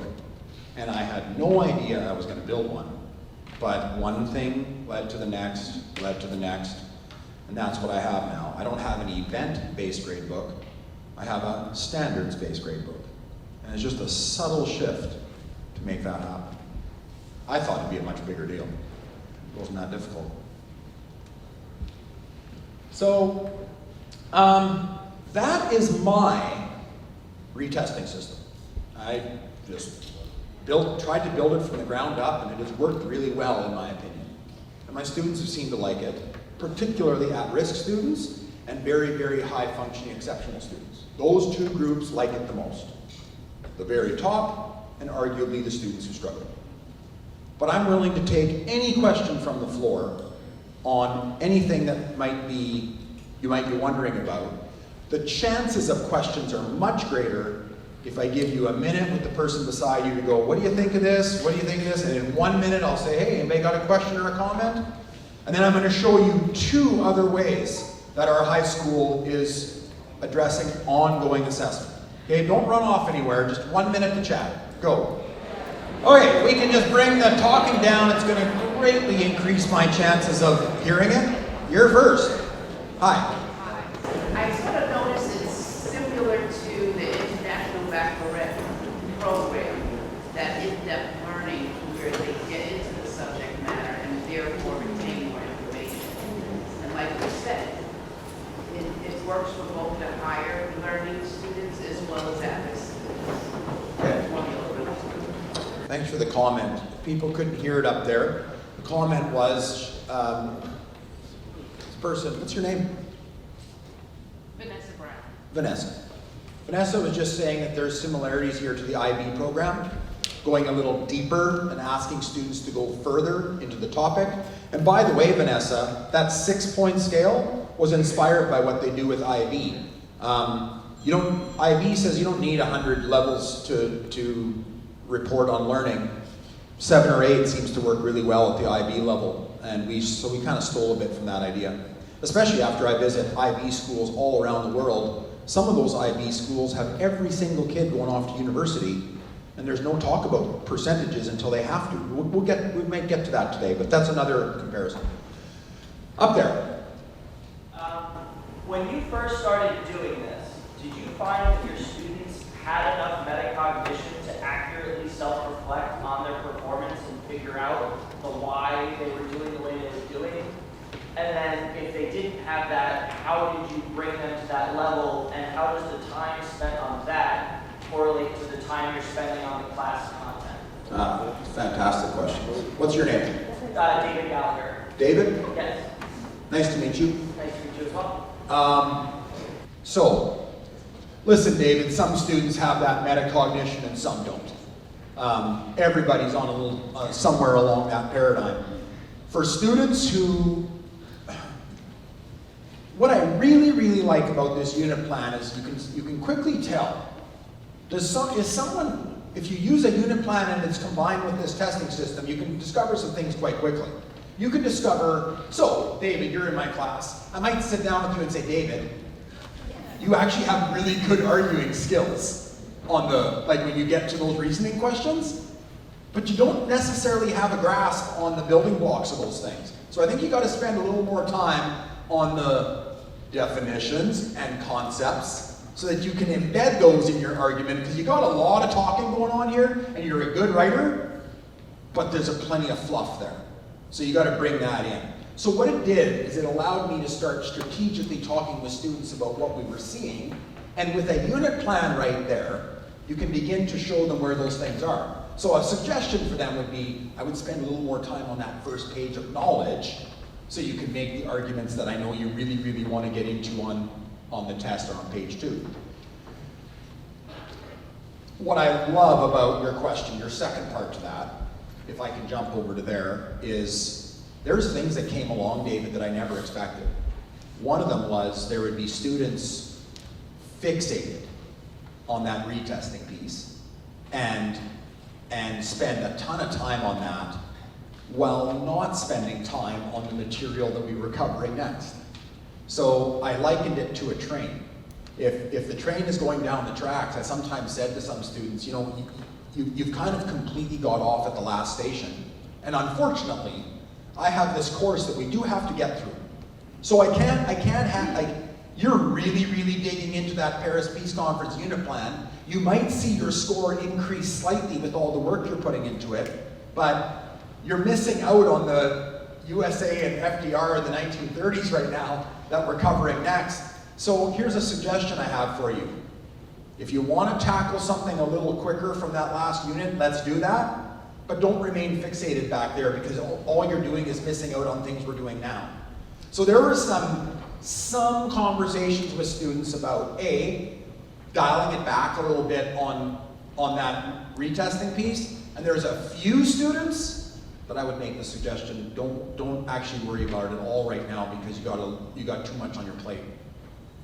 And that's kind of the thing where one of the things I always struggled with, David, was this balance between making sure students learn it and me making myself feel better by hammering through content. And thankfully, in many jurisdictions around the world, you're seeing the learning outcomes become fewer of them and more flexibility to cover those things in a deeper way. And if you're like, show me evidence of that, I certainly could. I believe that that's a shift that's occurring in many jurisdictions. Yeah. I guess I'm curious to find out what would be the score that Ken received in the version 1 of this unit. Is it 6? What score might a student achieve? Then in the green book. Right. Well, that's a good question. You got a 5, a 6, and a 4 there, right? In that first section. So the only thing in my grade book in all these columns are out of 6. What do you think you might put down for that section? Like for the first section? Yeah. You got a 6, a 5, and a 4. 4.5? 4.5? Okay. I mean, you might have reason to do that. I might look at that and go, I think 5. Seems to be about in the middle. If I was to summarize those, I found initially, when I was grading provincial exams for the government, I had one person walk into that room one time and said, all of you guys that are grading these questions for students around the province, similar to a state exam, make a decision. Is this a top drawer answer, a middle drawer answer, or a bottom drawer answer? That was one of the best pieces of advice I ever got. Establish those things. This is what I'm looking for.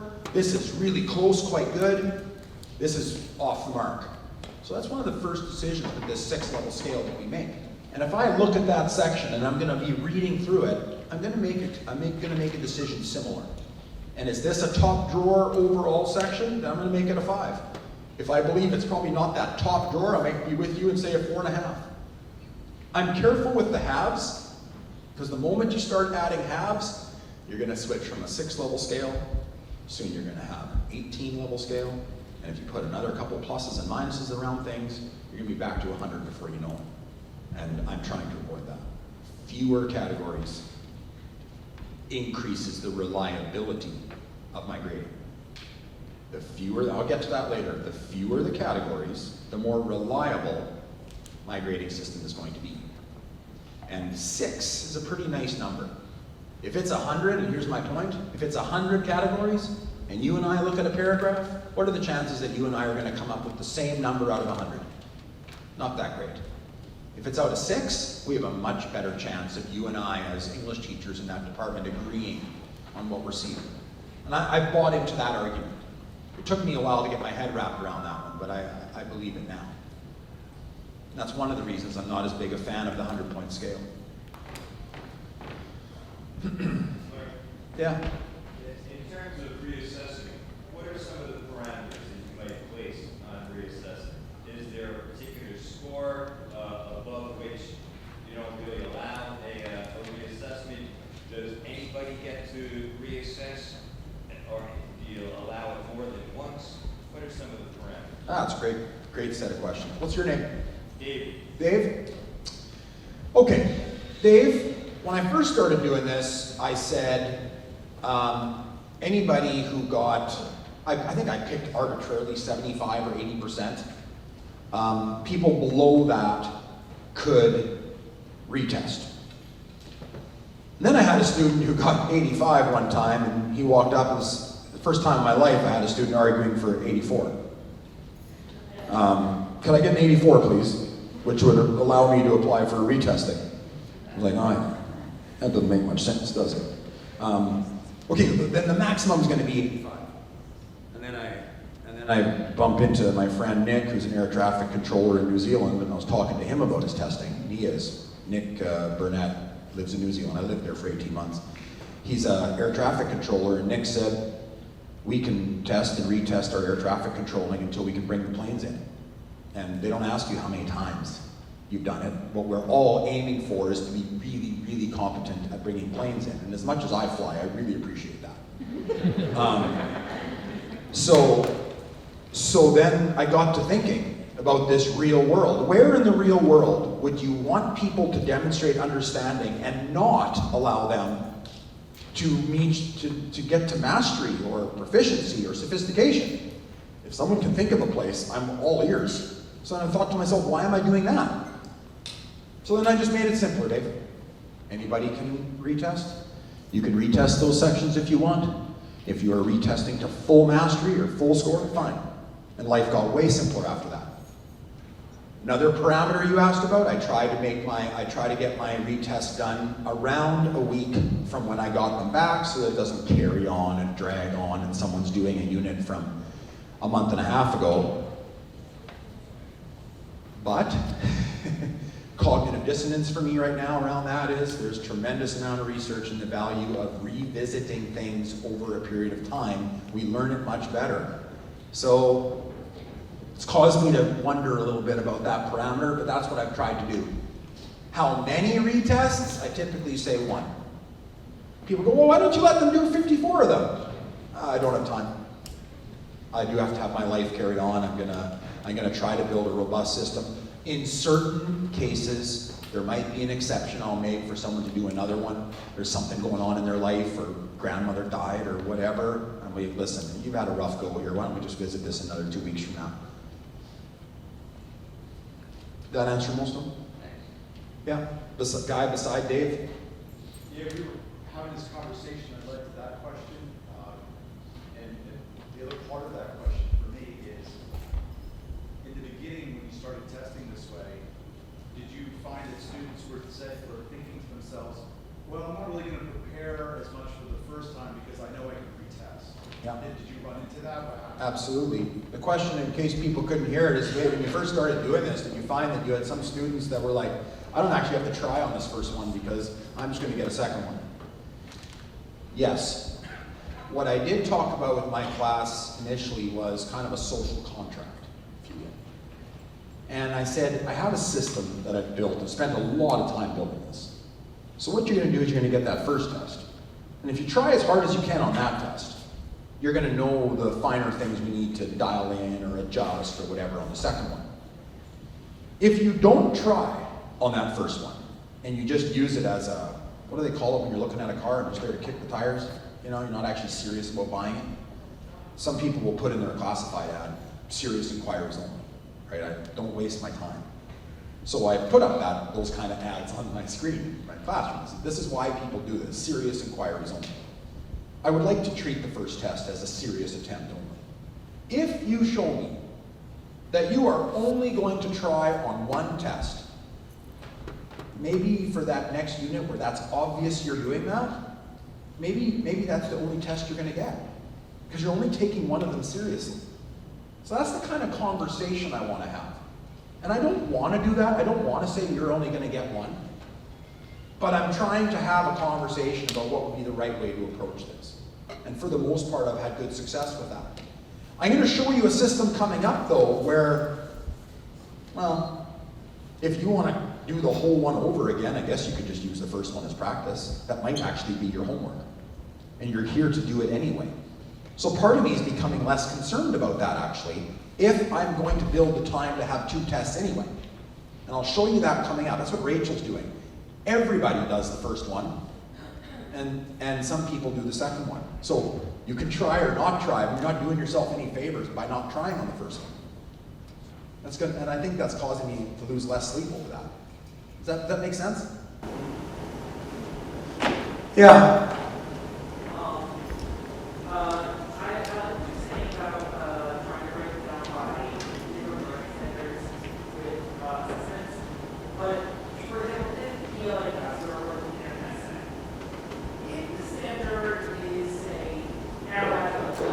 Analyzing. Yeah, analyzing quote, yeah.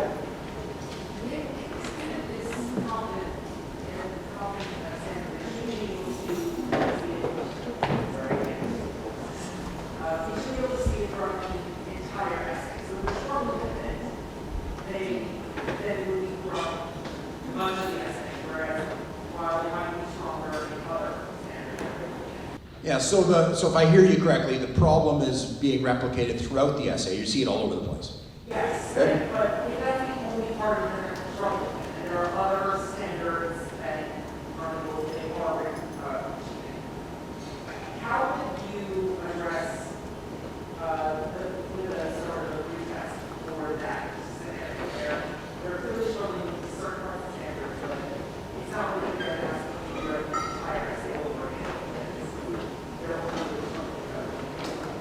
It's a good question. I taught English a little further back in my career than these, so I don't have a lot of my personal examples from England. But if one of the things we want to focus on, and say we're working on paragraph structure and transitions, introductory sentence, body of paragraph, now I want to look at transitioning to my next one, there's a bunch of elements going on there. Do I need someone to rewrite the whole essay for me to look at those transitions? Maybe not. It might be that it's that transition from one paragraph to another. So just put in bullet form what you would get into in this paragraph. But what I want to see in detail is that transition piece that you're going to do here. Then just a couple bullet points of what you would do normally here, because you're doing fine there. I'm not worried about the body of your paragraph. I might attempt to break it down in some way like that. Off the top of my head, but it's the kind of thing that, we're going to be cruising around this afternoon too, which I'd be into digging into that a little deeper. But I've tried those kinds of things in my class to say, how do we put more of a magnifying glass on this part of it? Okay. We'll just go up the thing. We'll start down here. This is Katie, what you're saying, but does this only work with the assessment and testing, or does it work with the assessment of like a summary writing assessment? I think I've used it in both. I've used this for a test. I've used it for a summative writing assignment. If I understand your question correctly, I would give back, say, an essay somebody had done. Well, it might be that you're going to write another one. It might not be on the same topic. I sometimes remember on the unit plan, those reasoning questions, I can determine to what extent Wilson, I sometimes, for those things, would draw a card and go, you're going to have to do a 3-paragraph mini essay on one of these. And I pull it out of the hat and go, this is the one we're doing. Oh, how did France and Britain have different expectations going to the Paris Peace Conference? Go. So you can do it for those. You're saying that you build the assessments based off of learning standards, and the students can see, the assessment, this learning standard, this learning standard, this learning standard. What if one of the learning standards is distinguishing and selecting an appropriate procedure? So if you're French, do I use this français, or different tense, if I'm in math, do I use this procedure or this procedure? How do you create that? If it's different procedures, probably overall to any of these questions, whether it's the English question about these skills or you have procedures going on in yours, I'm kind of wired. I'm going to tell you something. Just a quick little family thing just between you and me is my dad was a building mover. Okay? I grew up with a building mover dad. And you go into some town and you lift up a house and you drive that thing out of there, and if there's 5 railway tracks you got to cover, well, you're going to. If this tree is in the way, well, you got to figure that out too. We've moved houses on barges, we've moved houses by helicopter, we've moved houses by whatever. So my automatic response to your thing is, I'm sure we can do it. I just don't know what it looks like. If you've got different procedures, well, we're gonna have to build that into that assessment to do it in some way. I've got procedures that we cover, I guess, in social studies of the steps to an election, or procedures of what countries went this way or that way. I can assess those things in different ways. I guess without seeing what is right in front of you, I don't necessarily know how to answer that question, except that I think it would just be in a matter of the structure and the design of how we pull it off. And I know that sounds like a politician's answer, but if I sat down and looked at your procedures, I'd be shocked if I didn't start to see ways that we might do that and be willing to do that with you. Okay? Yeah, back there. Okay, I said we'd go back, so about 5 rows down and 1 seat in. Okay. How have parents responded to this new bringing system to It's a good question. So you might get to a parent-teacher interview where a parent sits down and says, so explain to me why my son Paul has got the grade he's got. And they look there and go, can I describe my retesting system for a second? They go, sure, you allow that? They didn't allow that when I was in school. Well, I do, let me explain. So I would show them this. And then I would say, Paul isn't even applying or interested in these retesting systems.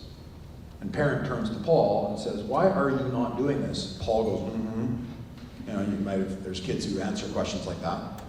And parent turns back to me and says, I wish this was around when I was in school. It actually makes sense. In my restaurant, we do an inspection. Got to pass that inspection. If not, you got 2 weeks to figure this out. You go again. This makes sense to me. Paul, your dirt bike will not be rolling until you start taking part in this thing. Those are common conversations I had when I first started this. Parents are all over it. If there's anybody who's opposed to this system, it would be like, I wrote about this in my first book. The kid's name was Kenny. The first time I ever explained this in my history 12 class. Hey guys, you're gonna have a chance to do a retest. Kenny asked the question that Dave did over there, like, can you get as high a score as anybody else? I said, yeah. You might take you a little more time. You're gonna have to do some restudy, but yeah, you can. And Kenny said, I don't like it. Said that in front of all the classmates. I don't like it. I said, what don't you like, Kenny? Kids are gonna do this because they want to do better. That's why. Yeah? That's kind of what I'm hoping for. What's the problem, Kenny? Well, kids are gonna just start doing better. Guess who gets the year-end awards most of the time? Kenny.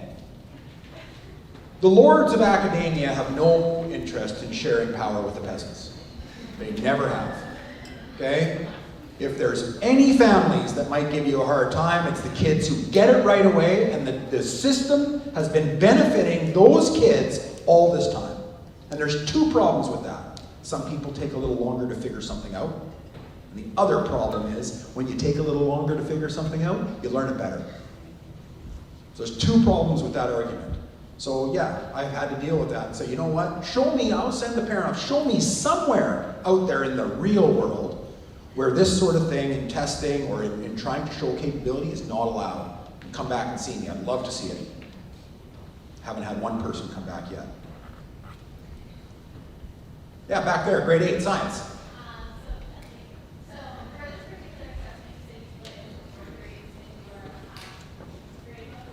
Three.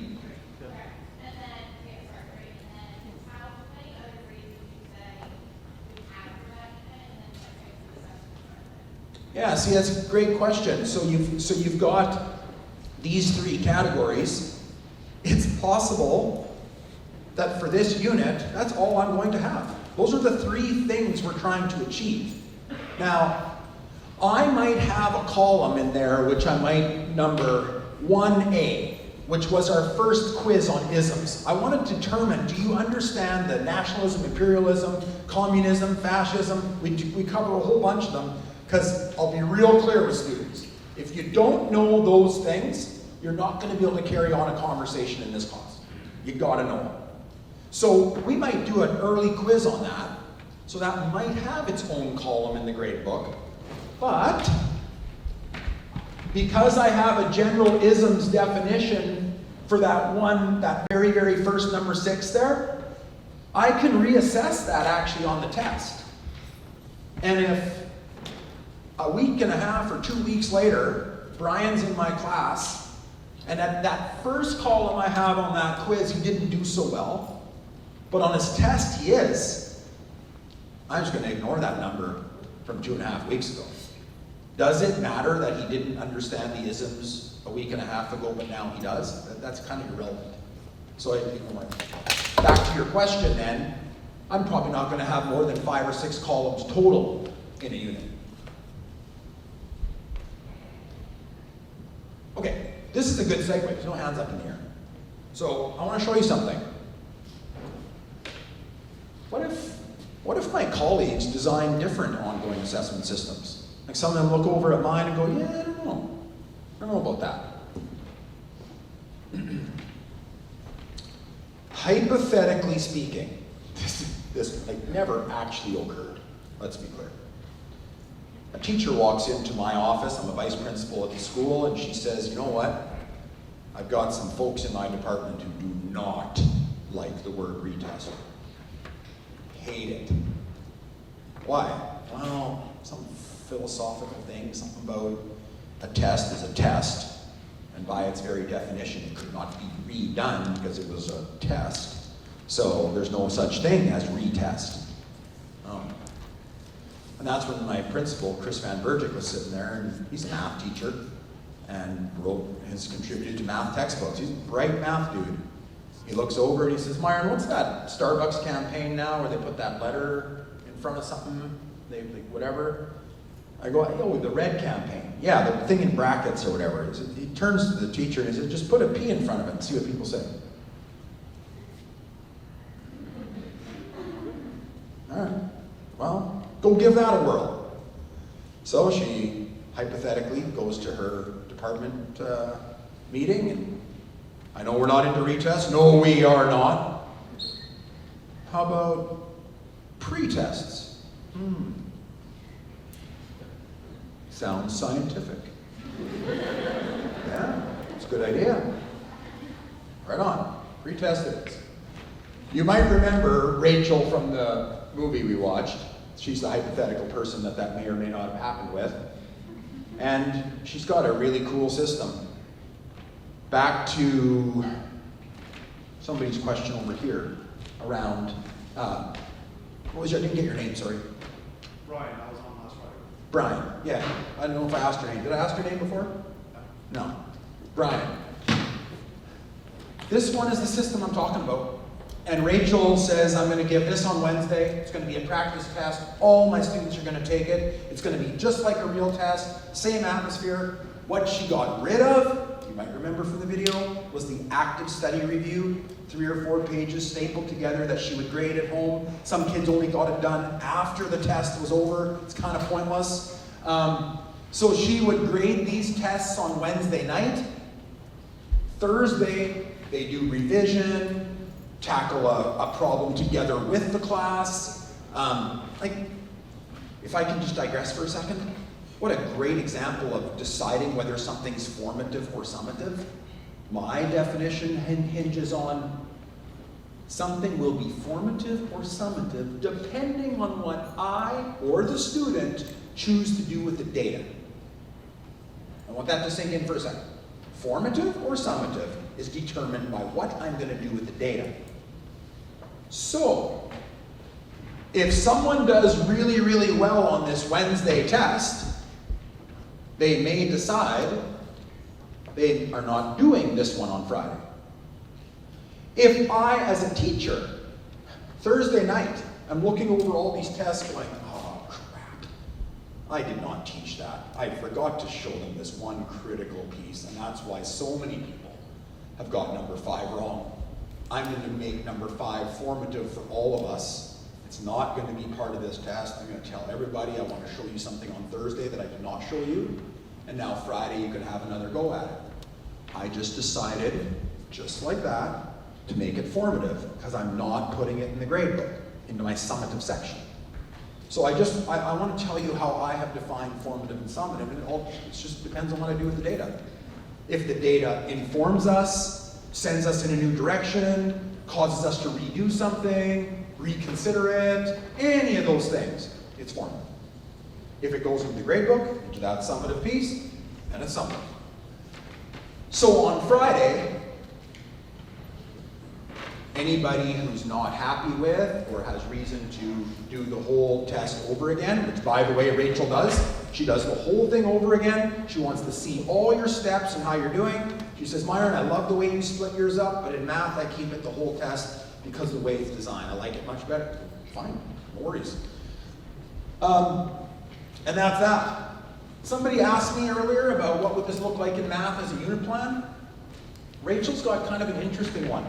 And I think it's brilliant because it's her unit plan in a way, plus it's a quiz, test, pre-test and test tracking sheet. Let me show you. So she's got learning goals there. Compare and order rational numbers, add and subtract rational numbers. So she's got 5 learning outcomes by rational numbers. When a student takes an assessment, could be a quiz, could be that first test, you name it, they check off how they're doing. And they may get results back from Rachel where they check that box off. Then they take a different color, or if it's that student who just miraculously finds a pencil and that's it. The pencil could be a dotted line pencil, not a solid line pencil, make a little legend, okay? But what you do is you start to track your improvement from one learning outcome to the next. So in this way, students can see what direction the learning is heading for them and what happened from one assessment to the next. And then I walked into Rachel's class one day and people are sliding pencils around on their papers. And I go, what are they doing? And she goes, well, it's the sliding pencil technique. You need a pencil. You slide the pencil onto the paper. And if you want to kind of tell where you're at without reaching for a calculator, you just slide the pencil back and forth until half the check marks are on one side and half the check marks are on the other. That's kind of where you are. It's kind of cool. You go, no, just the red ones. Oh. All right, we're kind of out of 5, which may answer that question you had about where are you going to determine where someone is. Sliding pencil, a bit like an abacus. Ben or Curry? You met Ben. He's a chemistry teacher. I've known Ben for 20 years. We do the wake surfing together. Ben has stopped grading homework in his chemistry class. If Ben was here today, he would say, I'm tired of grading homework when I don't know who did it. And homework should be for practice, homework should be for learning, homework should be for trying stuff out. That's what homework should be for. So, what we did is we developed a homework planning form in his class. And what students do, let's be clear here, students fill this out. Here's the homework that I think I should do, and here's when I think I should do it. And they check it off. Yeah?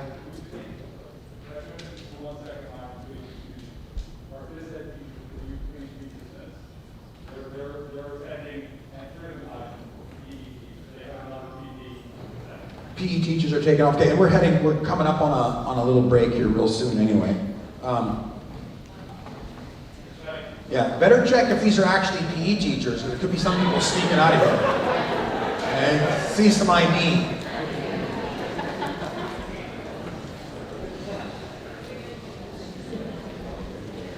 If anybody else is like, I have got to get out of here, just answer a phone call, have a look of consternation on your face, and bolt out the door.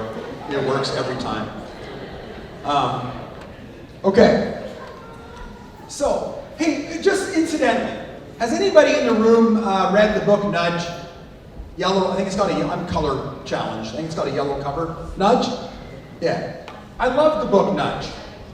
All it does is it talks about how we nudge human beings towards making a decision. And I want you to know that this homework form is inspired a bit by the book Nudge.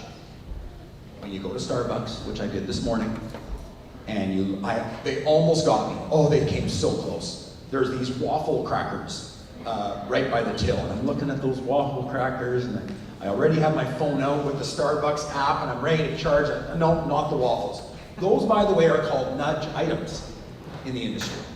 They put them all around the till.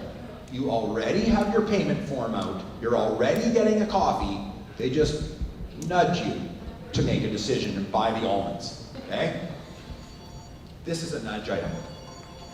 If you ask your students, what homework do you intend to do, then ask them this question. When do you intend to do it? They have found that if somebody begins to think about the path they're going to take to a decision, there's often a 23% greater chance they're going to make that decision because they've already considered what's called the pathway or the channel to get there. So that's why we're asking our students to say, okay, you think you're going to do your homework tonight? When? What do you mean, when? Just think about your evening. Okay, I got volleyball from 4 till 6. I'm going to get home in time for dinner. And I got that science assignment. Crap, I guess I'm going to do it before volleyball. We got about an hour before practice starts. That's when it's probably when you need to do it. Just start thinking about your evening. So then what we do is the student checks off whether they do it or not.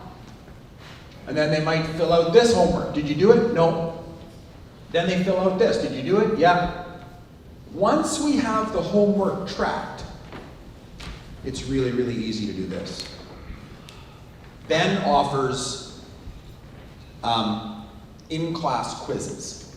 Short quizzes on the homework topics that are suggested, the topic they took in class. He's got a 75-minute class. He takes the last 10 minutes for students to get a start on their homework or to tackle one of the quizzes you'd like to do or do again. So what he's got is this. You got a quiz and a re-quiz. And that student can take as many re-quizzes as they want. But Ben does not have a retest. Chapter 2 test. There's no retest here. You have an unlimited number of quizzes and re-quizzes. He says, Myron, some kids take that quiz 5 times until they get it. And then they walk in on test day going, I know all these topics. I'll just show you one more comprehensive example that I know all of them. He's got very, very good results in chemistry because he looks at homework and quizzes as practice occasions. The test is, okay, show me what you got. But you had every opportunity to figure that out. So Ben would have an ongoing assessment system, but it's not based on the final cumulative test. It's based on the quizzes. And lastly, while we're talking about retesting, and Dave, I think this is going to speak a little bit to some of your questions. Shona came up with something really interesting in our school, and it's this. She saw the need for some students to have a retest application. And you'd put your name and the unit. What are the learning goals you want to rewrite? When are you requesting this? It could be the time frame or whatever. What are the learning goals that you're going to be looking at? She wanted her students to look at this as the learning items they're not addressing, not the quiz or the test item. So I love these questions. What went wrong the first time? What could you have done differently? Did you complete every video, lab, discussion, paragraph, quiz? Yes? No? If no, why not? My favorite question on the whole thing, how have you been managing your time inside a class? How would you describe your work ethic? Love that. The following criteria will be considered in your retest application. Your absences, your work ethic, did you complete your homework, the application in general. Like for instance, if someone says, I can't be bothered to fill this out, okay. Well, there's one indication. Like you got no interest in filling, no, it's a waste of time. Okay, fine, there's no application. I guess we probably won't have a retest. That's kind of a real life thing. That happens next to never in her class. And then we consider these things. Sometimes we have a parent and a student signature. In certain occasions, it's good to bring this parent in, further to the question over here about parents, right? It's one way to bring them in. So,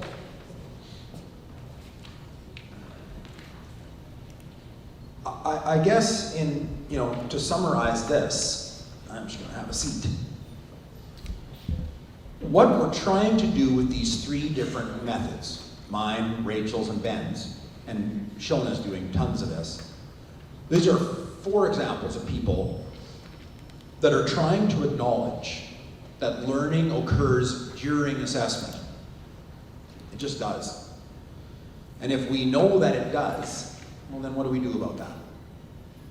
And that's what's been the big shift from me sitting at that conference going, I don't allow retests, to, okay, I allow them. But to be honest with you, I'm not even a big fan of the word retest. I'm more a fan of ongoing assessment. And then what does that look like? Not to mention, when ASCD came and shot a documentary in our high school, they interviewed students who Rachel and I shared. So I would share a student with Rachel, and that student has a pre-test test in Rachel's class, and a test retest in my class.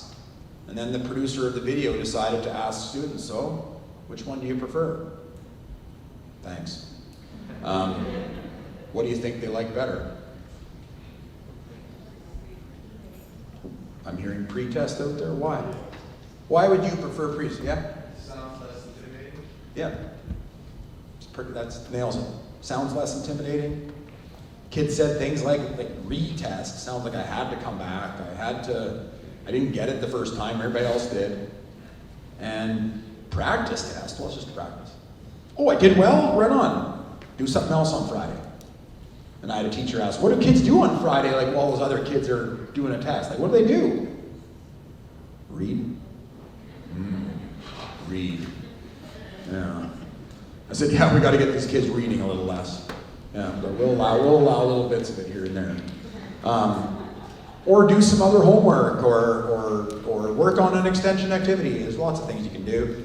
The culture that we try to develop is a nice, quiet environment. People can keep doing tests, work on theirs.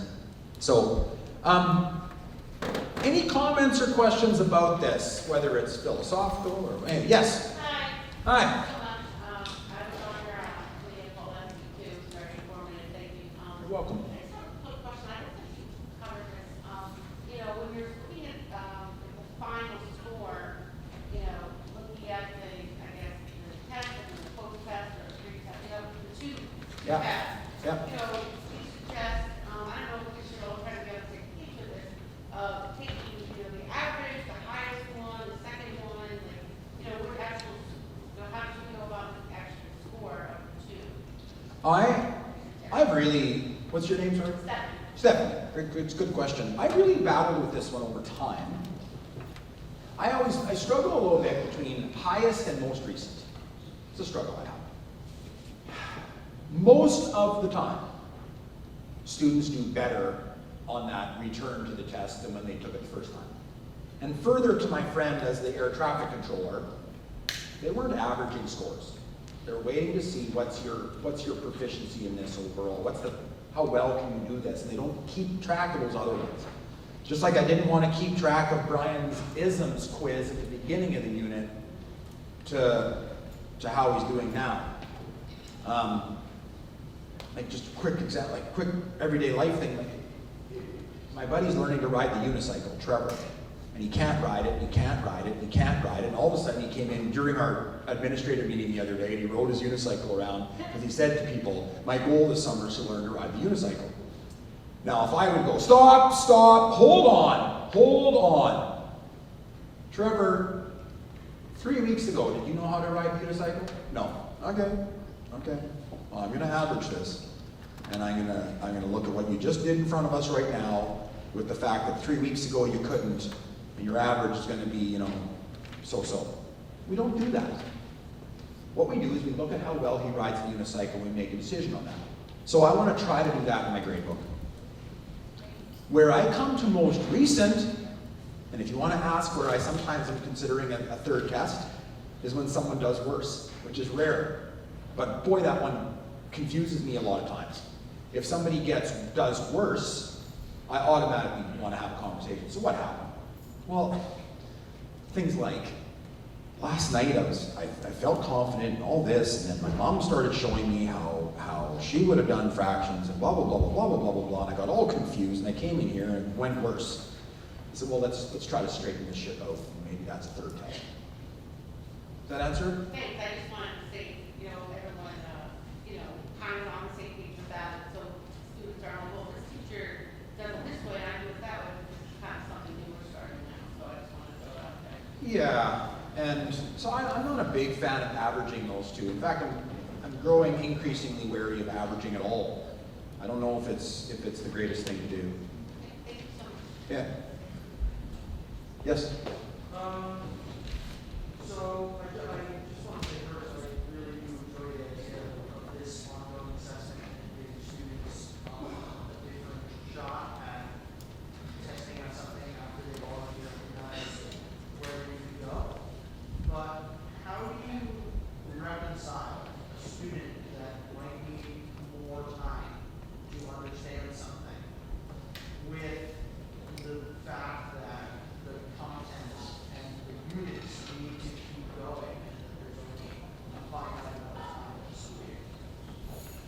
Well, the question is, if people couldn't hear it, how do you reconcile the fact that there are students who are going to need more time to understand a concept, but like the train analogy I used before, the train keeps going down the tracks, right? What do you do with that? Well, I've had examples of that. And sometimes I'll have a student working on something in the background as we're going along. It could be something that they're doing at home. It could be something that they are continuing to work on. This often has, I haven't got your name yet. Ben.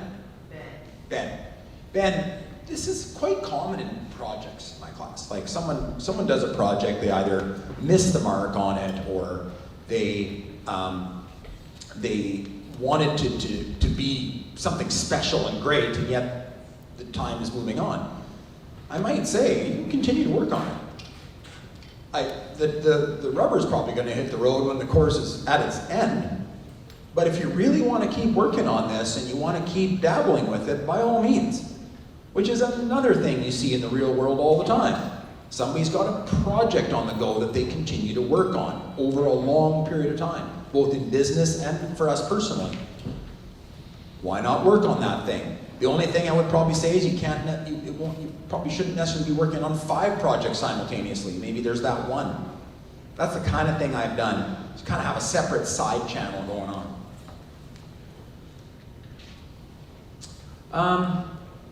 So that, yeah.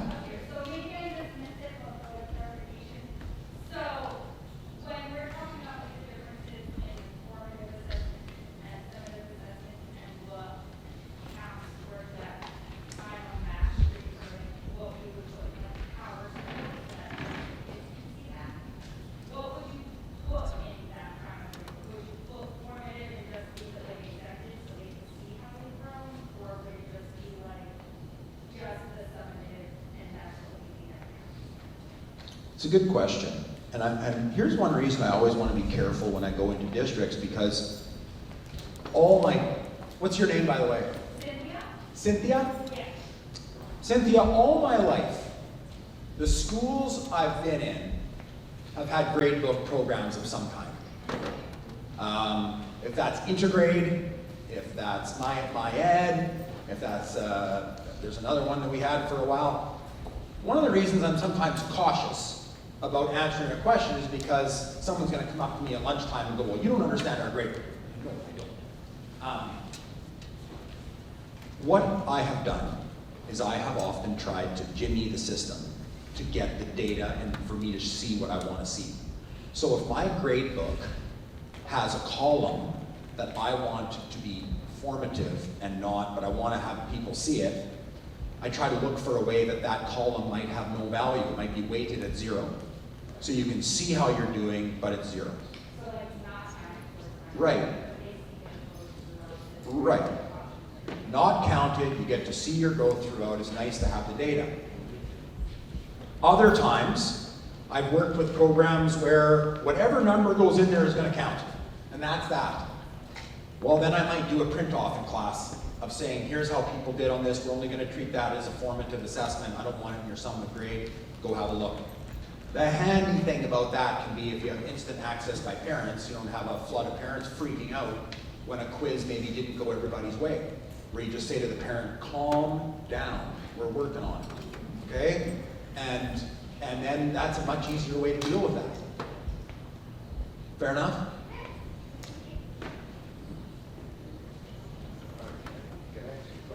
Yeah, Brian wants to ask a question. Should we allow this? Yeah. It's just a problem conversation. Do you struggle with, I just want to see, do you struggle with student motivation if they know that it's a formative or you're using it as formative versus a summative in their grade?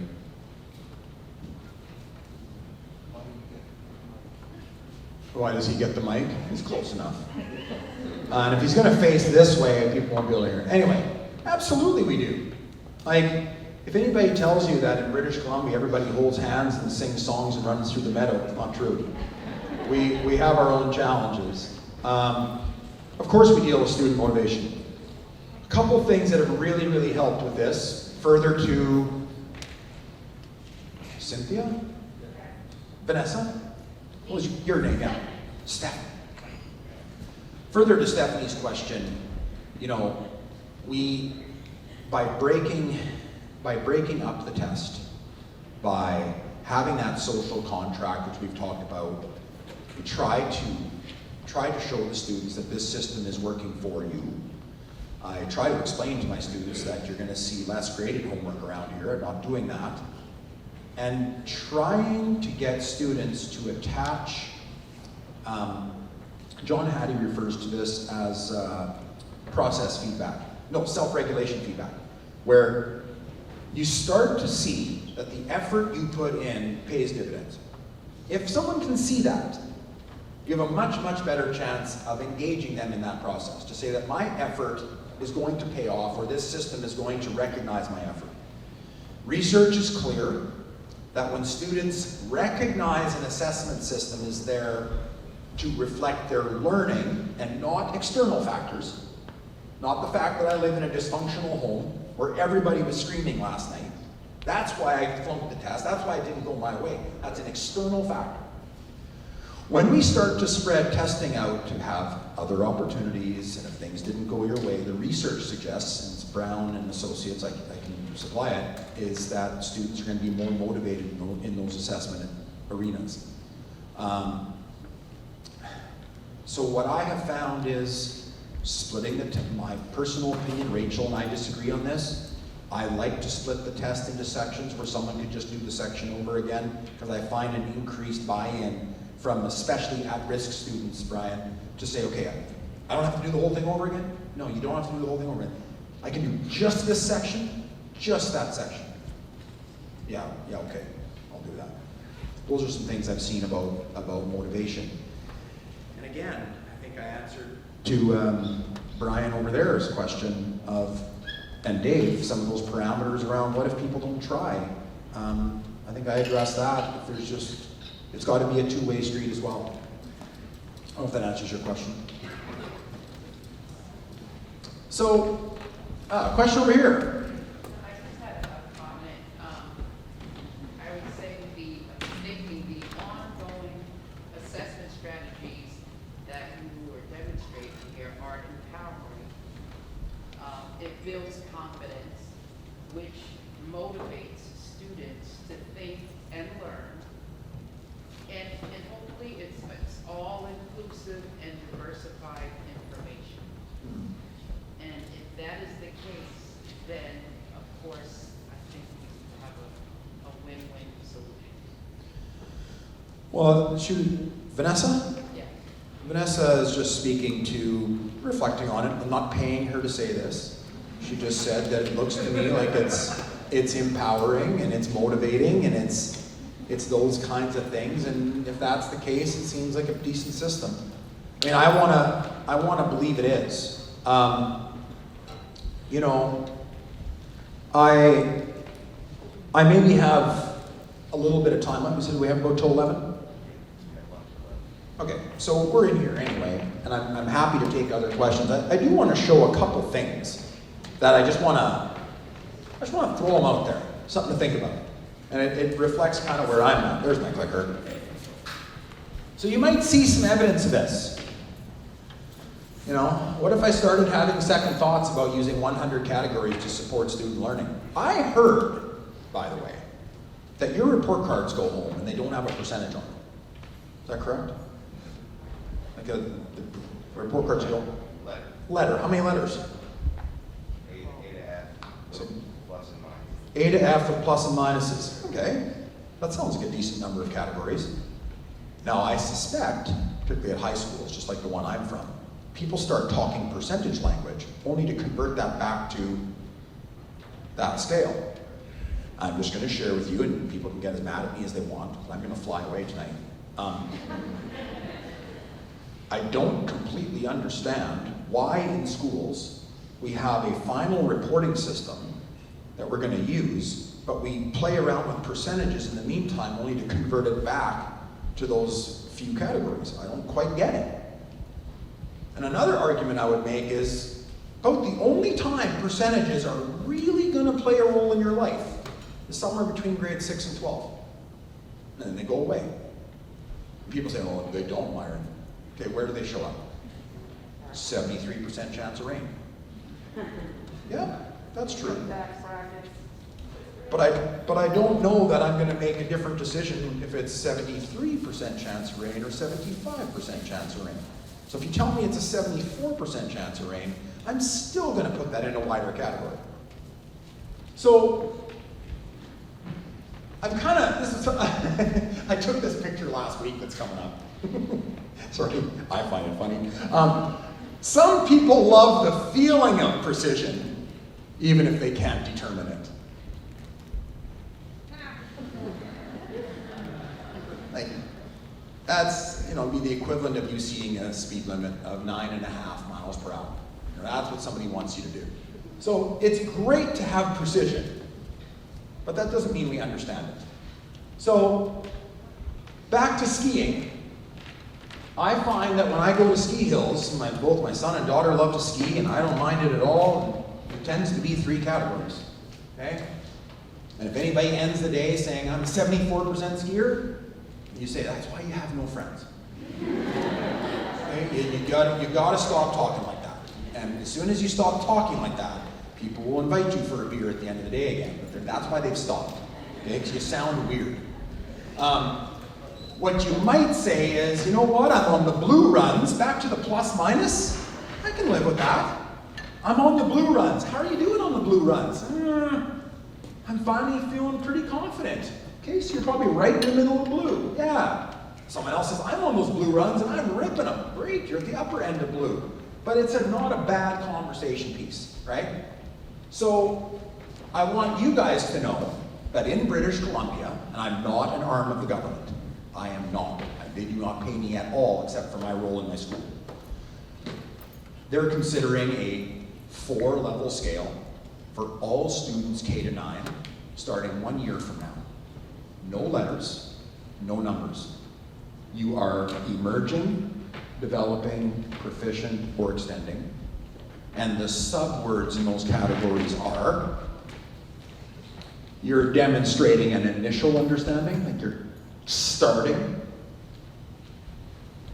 partial, complete, sophisticated. I kind of like it. I'm still a little partial to 6 levels because we've been trying it for quite a while in our school. But I'm thinking about this 4-level scale because, sorry, I got cut off, 90%. I had a parent recently say to me, they asked me this question, Myron, what's wrong with percentages? Why are we going to this? I said, like, why is the government deciding it? Yeah, and do you agree with it as a parent in my community? I said, I kind of agree with it in principle. I'm not saying I love their language, but I agree with it in principle. Why? I said to her, 90%, what do you think? What? 90%. It's quite good. That's what it says there, it's cut off. I said, okay. If that's your major league batting average? Amazing. Okay, she says the same thing. Well, that'd be incredible. Yeah, okay, she said fine, then it's somewhere between really good and incredible. I don't know. If you have a 90% success rate of holding your coffee above your laptop, I don't know. You can brag about that all you want, but I don't think it's that great. So, man, I keep replacing my keyboard. Oh, but I'm 90%. Yeah. So, what's got my attention here, you guys, and most of this I just kind of want, like, sit around the water cooler type of conversation, but good and bad, right? Brian there, short sleeve shirt, how are you doing? Are you having a good day or a bad day? Be honest, feel free. Like, you're not going to hurt my feelings with Myron, this has been terrible. So far, it's a good day. Okay, so far it's a good day. You seem relatively certain. Okay. Brian is not in the zone of potential misclassification right now, which is right there.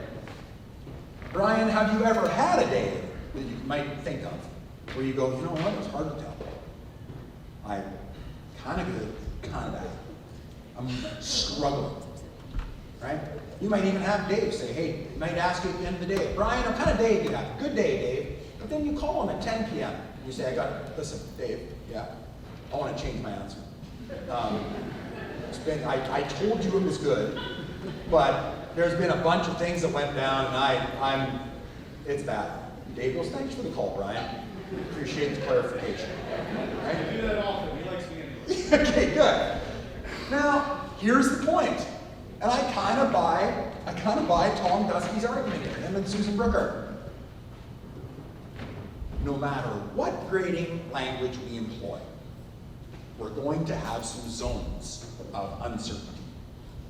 Good day, bad day. Those. I have teachers in my province and teachers in my very own school saying, but what if you can't tell?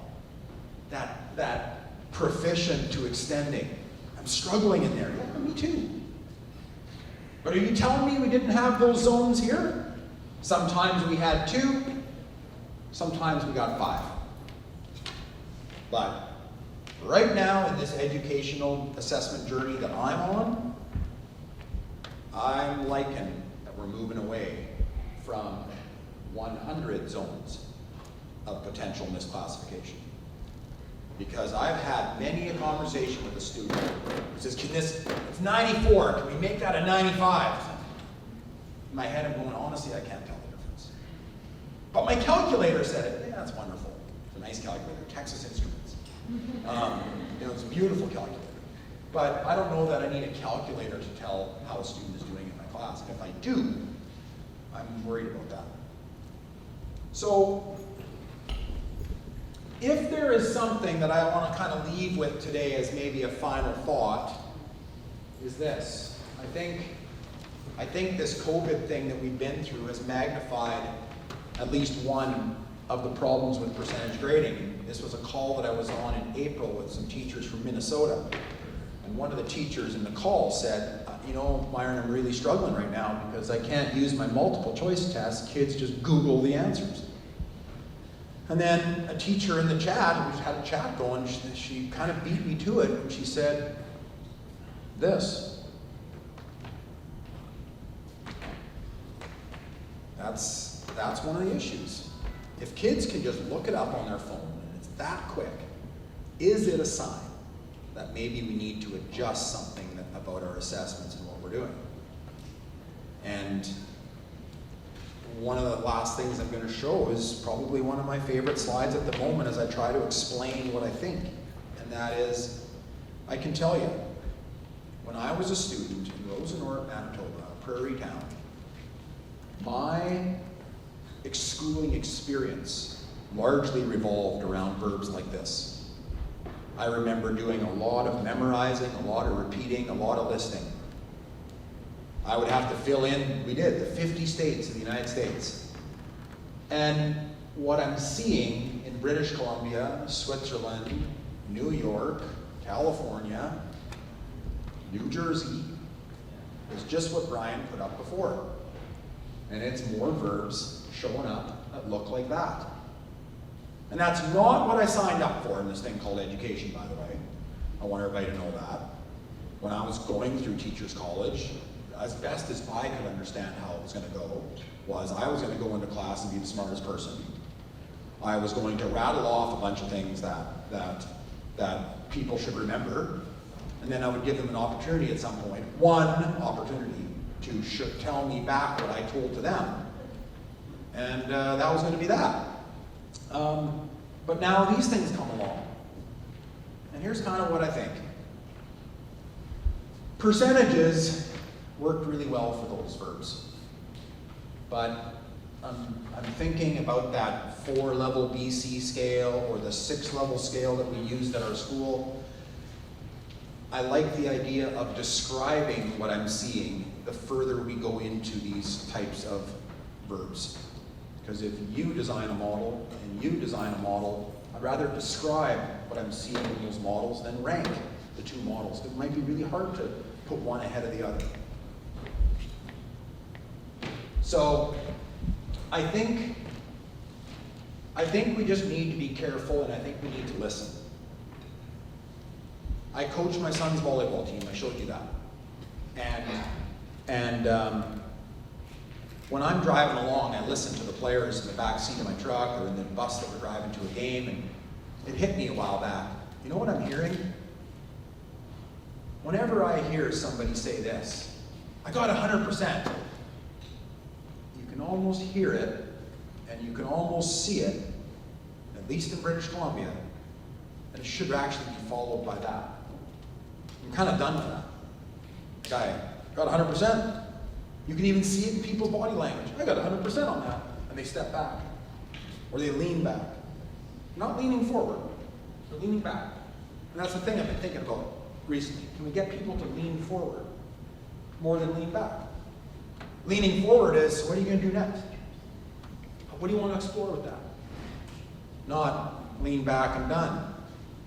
So, here's a thought.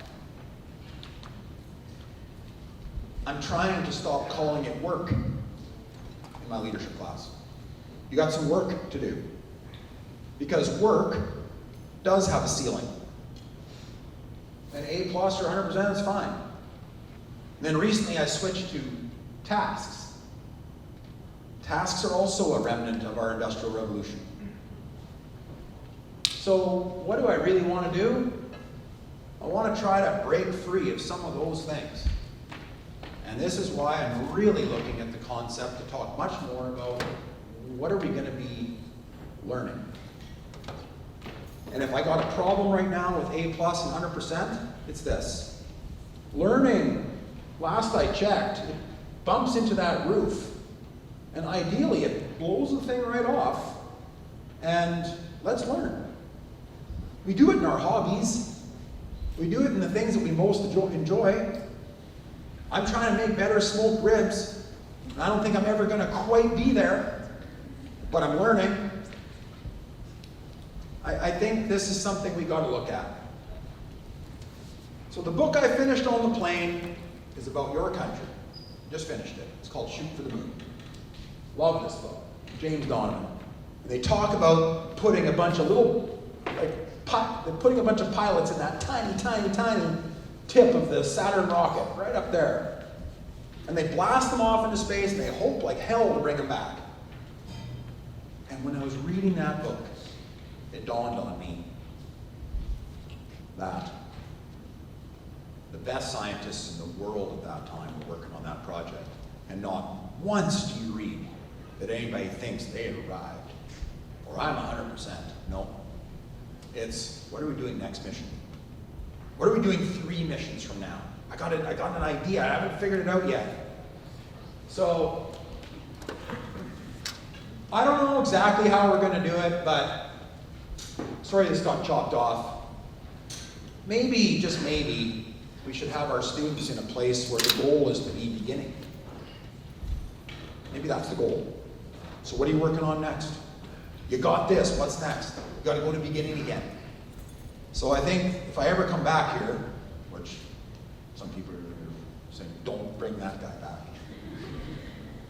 But if I ever did, I'm going to hopefully be able to show you a circular diagram that I'm working on with that beginning, developing, proficient, sophisticated, and just like the implementation curve, I'm not the first one to think of this, it dips back into tackling something again. I think that's how we're going to figure out some of the challenges we're facing as a planet. I think that's how we're going to figure out some things we're facing as countries. And I think that's how our kids are going to better figure out these learning outcomes. I really do. So, and it just turns out, according to the scientists, we should be struggling about 15%, and there's a percentage, 15% of the time. So, I had like, don't judge me by my, oh good, my desktop is largely covered. It looks atrocious right now. Here's the deal.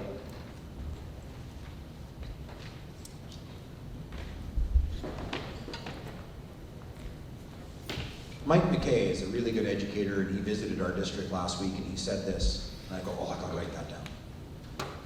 He said, if someone asks you, why are you in education, what do you answer?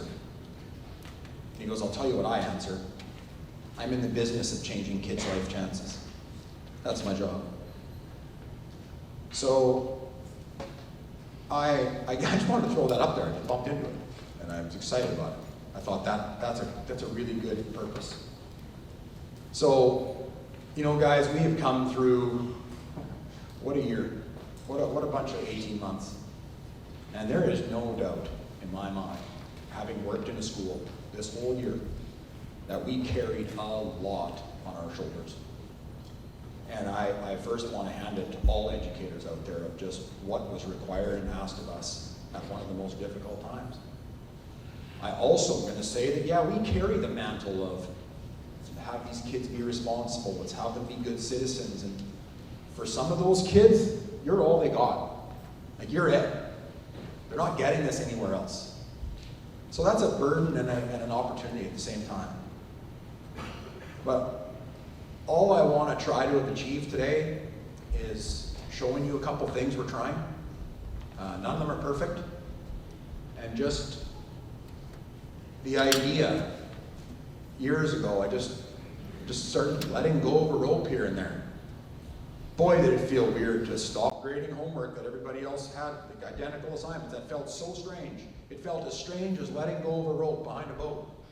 Really weird. I'd never go back to doing it again the same way. I was never going to grade identical homework assignments again, ever. And it turned out that letting go of the rope was all right. So I just hope I achieved what I wanted to today, and that is show you a couple things. I don't want to, for once, have told anybody what they should do. But I'll be on this journey for a while. We'll see what happens in the next round. Thank you.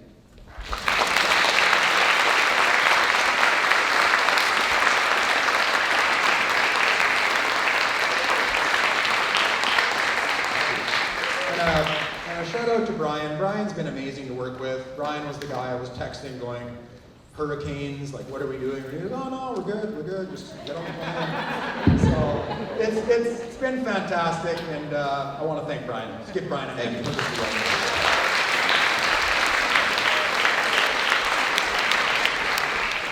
Thank you everyone. Right now we're going to break for lunch. You have an hour for lunch. Everyone has designated classroom space and workspace for the afternoon, and Myron and administrators, myself, will be circulating, so maybe we can answer some more questions in real time as we work through those. So see you in the afternoon. Thank you.